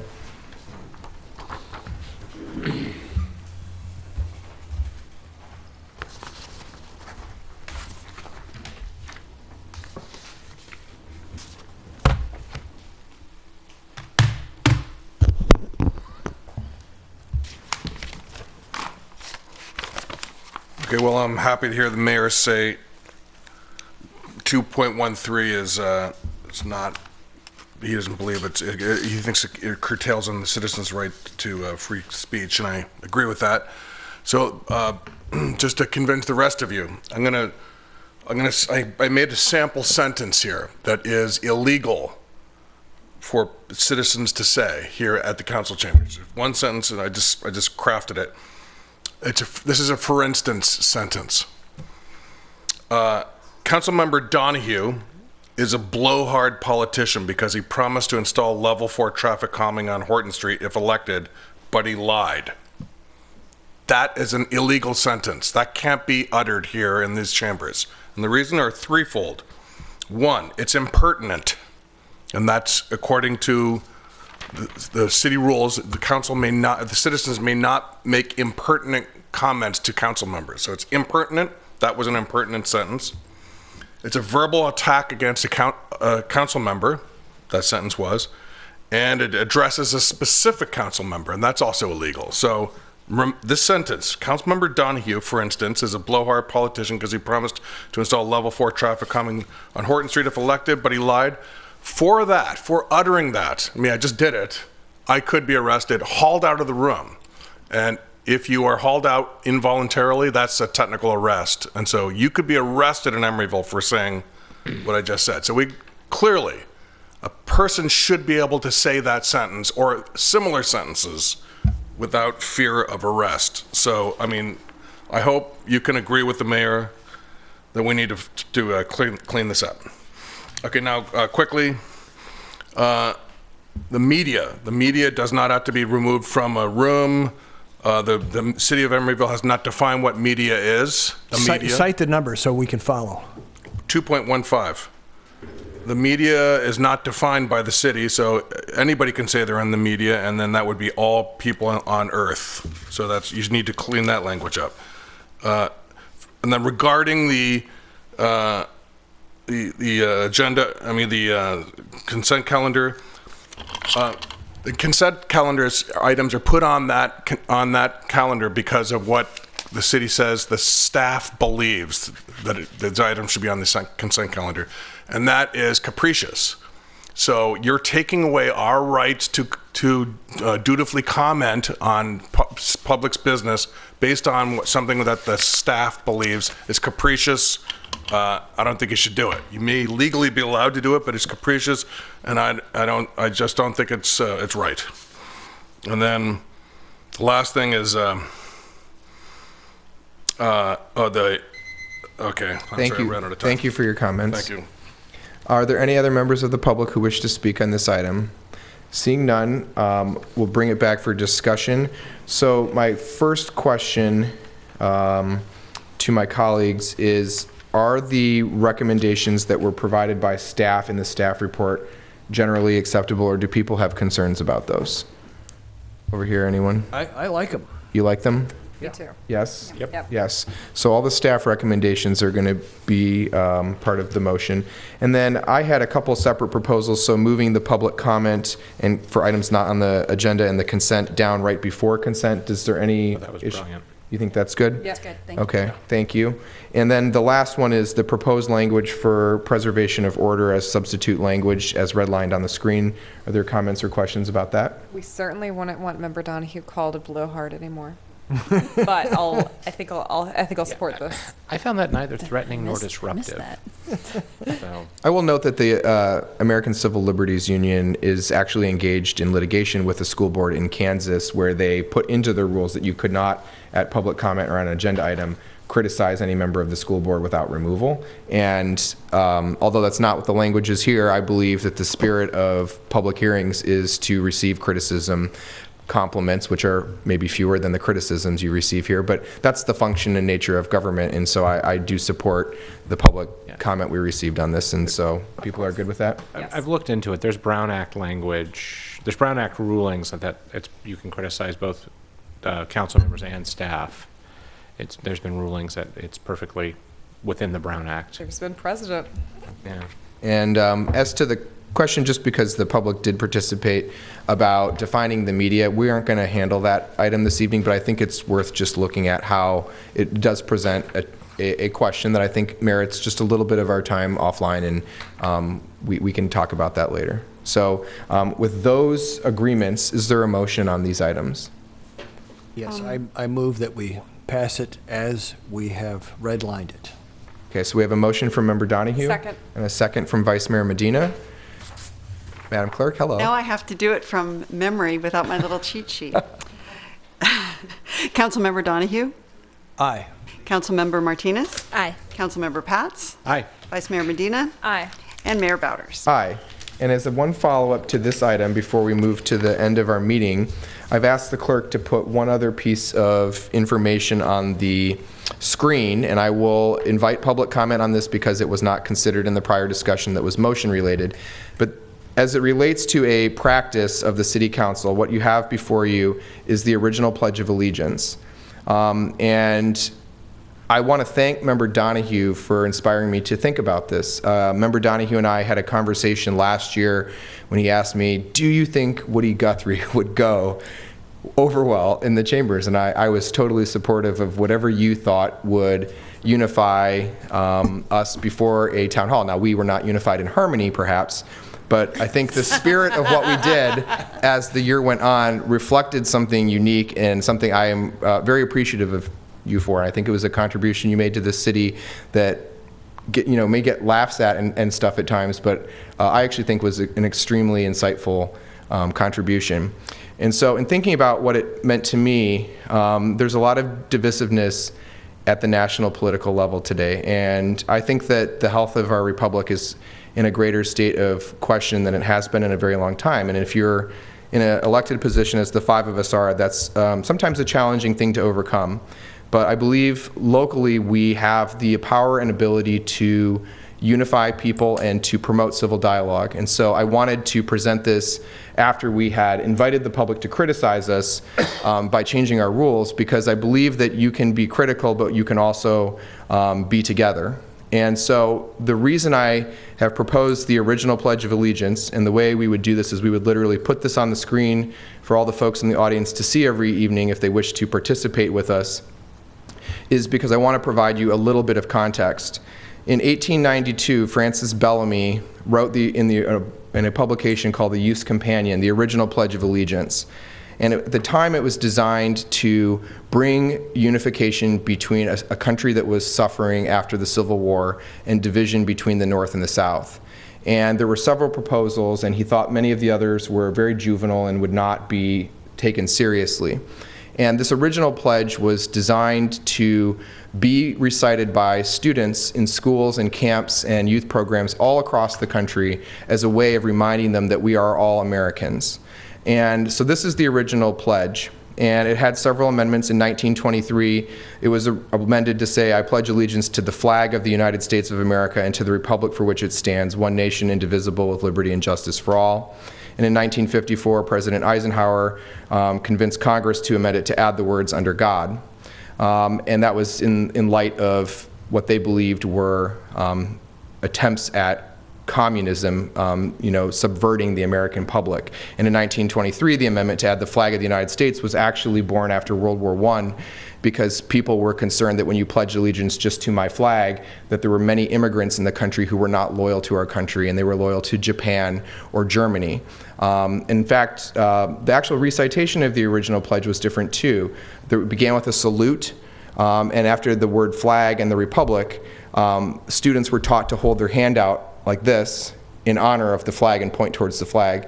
And after the war, it was viewed as looking too much like a German salute, even though, as opposed to this, right? And so a lot has changed. They moved the hand over the heart. They ultimately removed the salute, and we have the current pledge.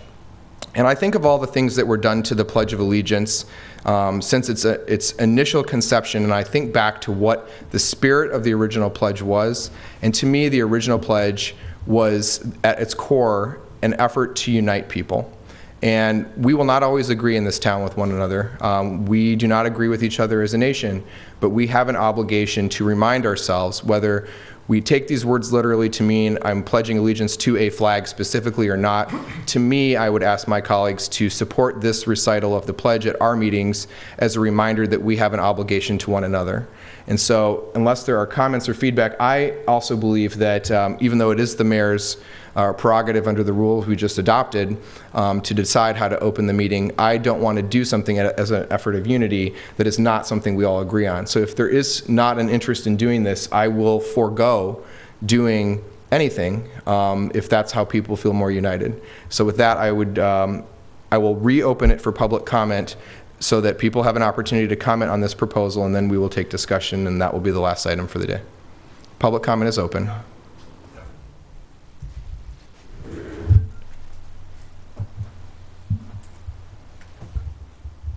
Well, I appreciate everything you just said, and I learned some history, but still, this is a loyalty oath, and therefore it's un-American, and it teaches children to dispense with critical thinking skills, which we shouldn't be doing here.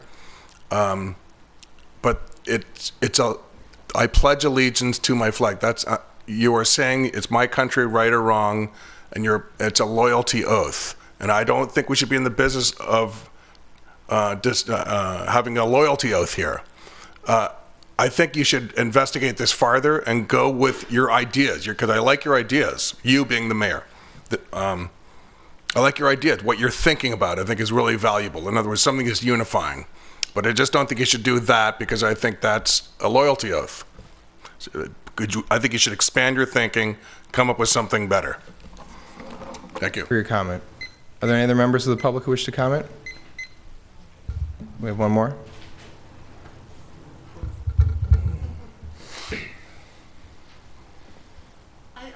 Can you come to the mic so everyone can hear you at home? Thank you. Betsy Cooley. I like the explanation, and I think it would be nice. I don't think it's really objectionable. I don't think it really does.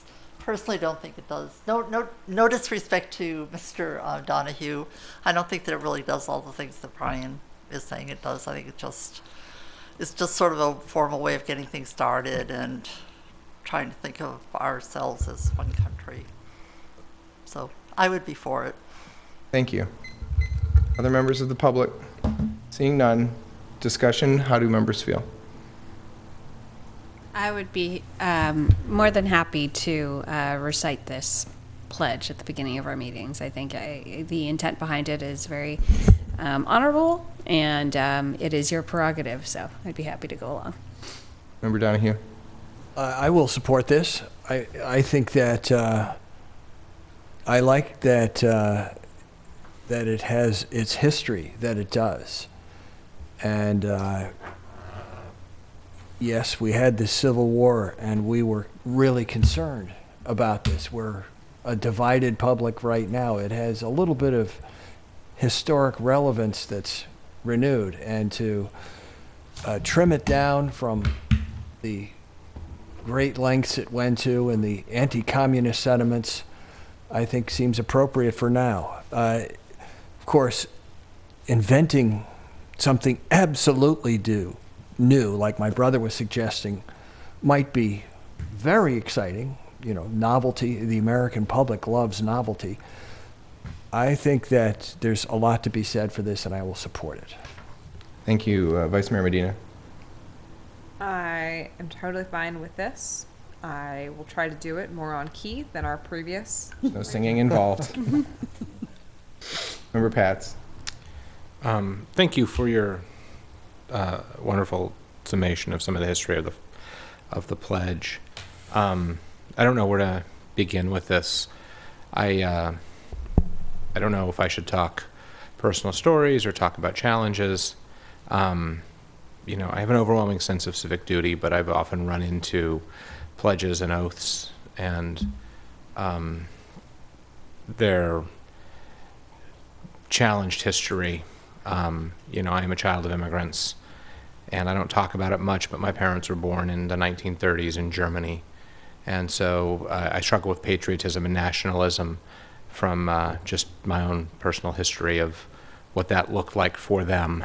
I struggle with the term flag. Flags are meaningless. I struggle with this because people want to make this a debate and want to talk about it, and it's an affront and an offense, and, you know, between the kneeling and flag burning, and, you know, I stick on the last line. What I want is justice for all, you know, and, you know, I think I married a person who, you know, it's Christmas time and we're celebrating Christmas. I don't like Christmas. I'm not a big Christmas person. I do it for my child. And my wife and I had this conversation. My wife grew up in a particular religion that Christmas, the Pledge of Allegiance, were not part of that belief system. And so every day when the school said the pledge, she was ostracized and pointed out as different. Every year when Christmas rolled around, it happened. And, you know, so I struggle with it. And I go back to, you know, Mayor Donahue's wonderful idea last year. I feel like we're looking to fill time, and, you know, under God was added during McCarthyism because, you know, it was loyalty oaths, as Brian has said. I struggle with it. I won't say the pledge. You know, I didn't sing, so this is not a new thing. I'd like to participate. I enjoy working with you guys, but I really struggle with the pledge. I struggle with its history. I struggle with its verbiage. I struggle with its divisiveness. You know, and I go back to, this is not a debate I want to have because I feel like it doesn't promote any benefit. You know, it's a very personal thing, and I again, I'm sorry, I'm not speaking eloquently here. And I'll go back to what I said last year. We're looking to fill time that doesn't need to be filled. By the time we get to this, we've already had at least one, if not two, if not three different meetings. We've taken roll multiple times. it sort of doesn't start us off. It's thrown in the middle. It's, the first few times, like when we sang, people will be mouthing along, the audience participation begins to wane. It's a false showing of loyalty and, pride and things. I wish it were the things that you described it to be, a unifier, something to bring us together. So I don't support this idea.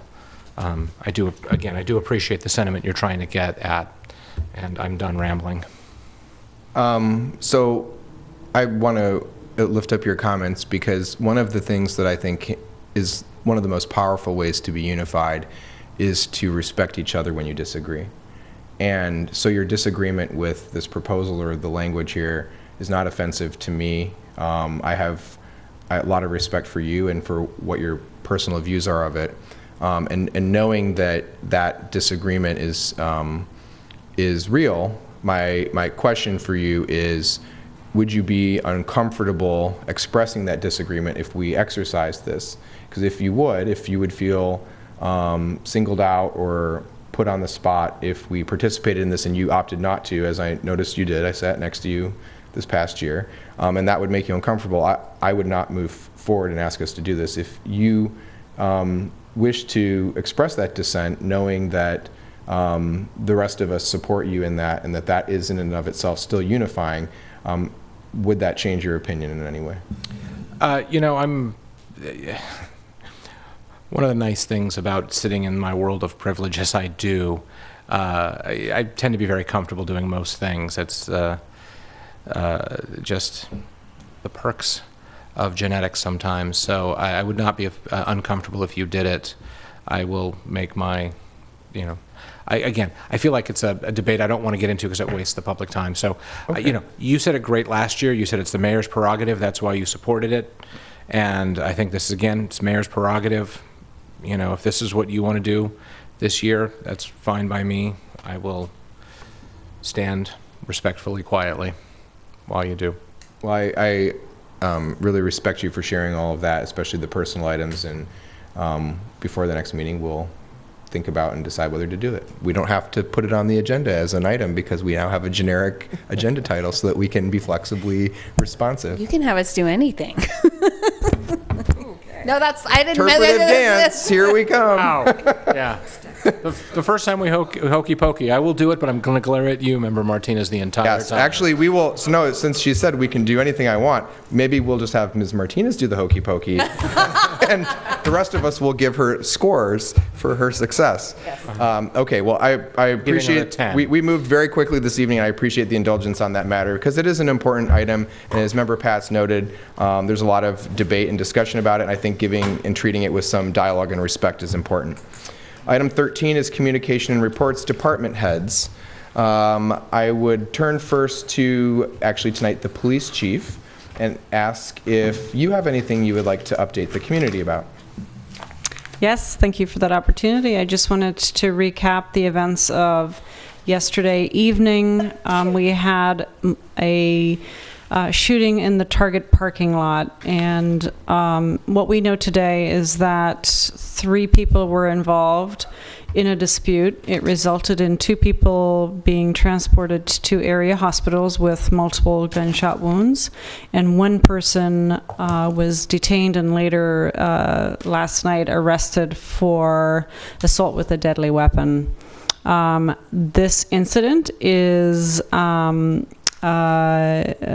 contained to those people who we contacted last night. So my message to the community is that please continue business as usual in Target and shopping in Emeryville. It is a very safe city. This was just a very unusual circumstance for Emeryville to have this incident occur. The investigation is continuing. We're still trying to identify one of the individuals. I do want to say that Oakland Police Department responded en masse. We must have had about 30 members of that department in the parking lot because it was originally reported inside Target as an active shooter.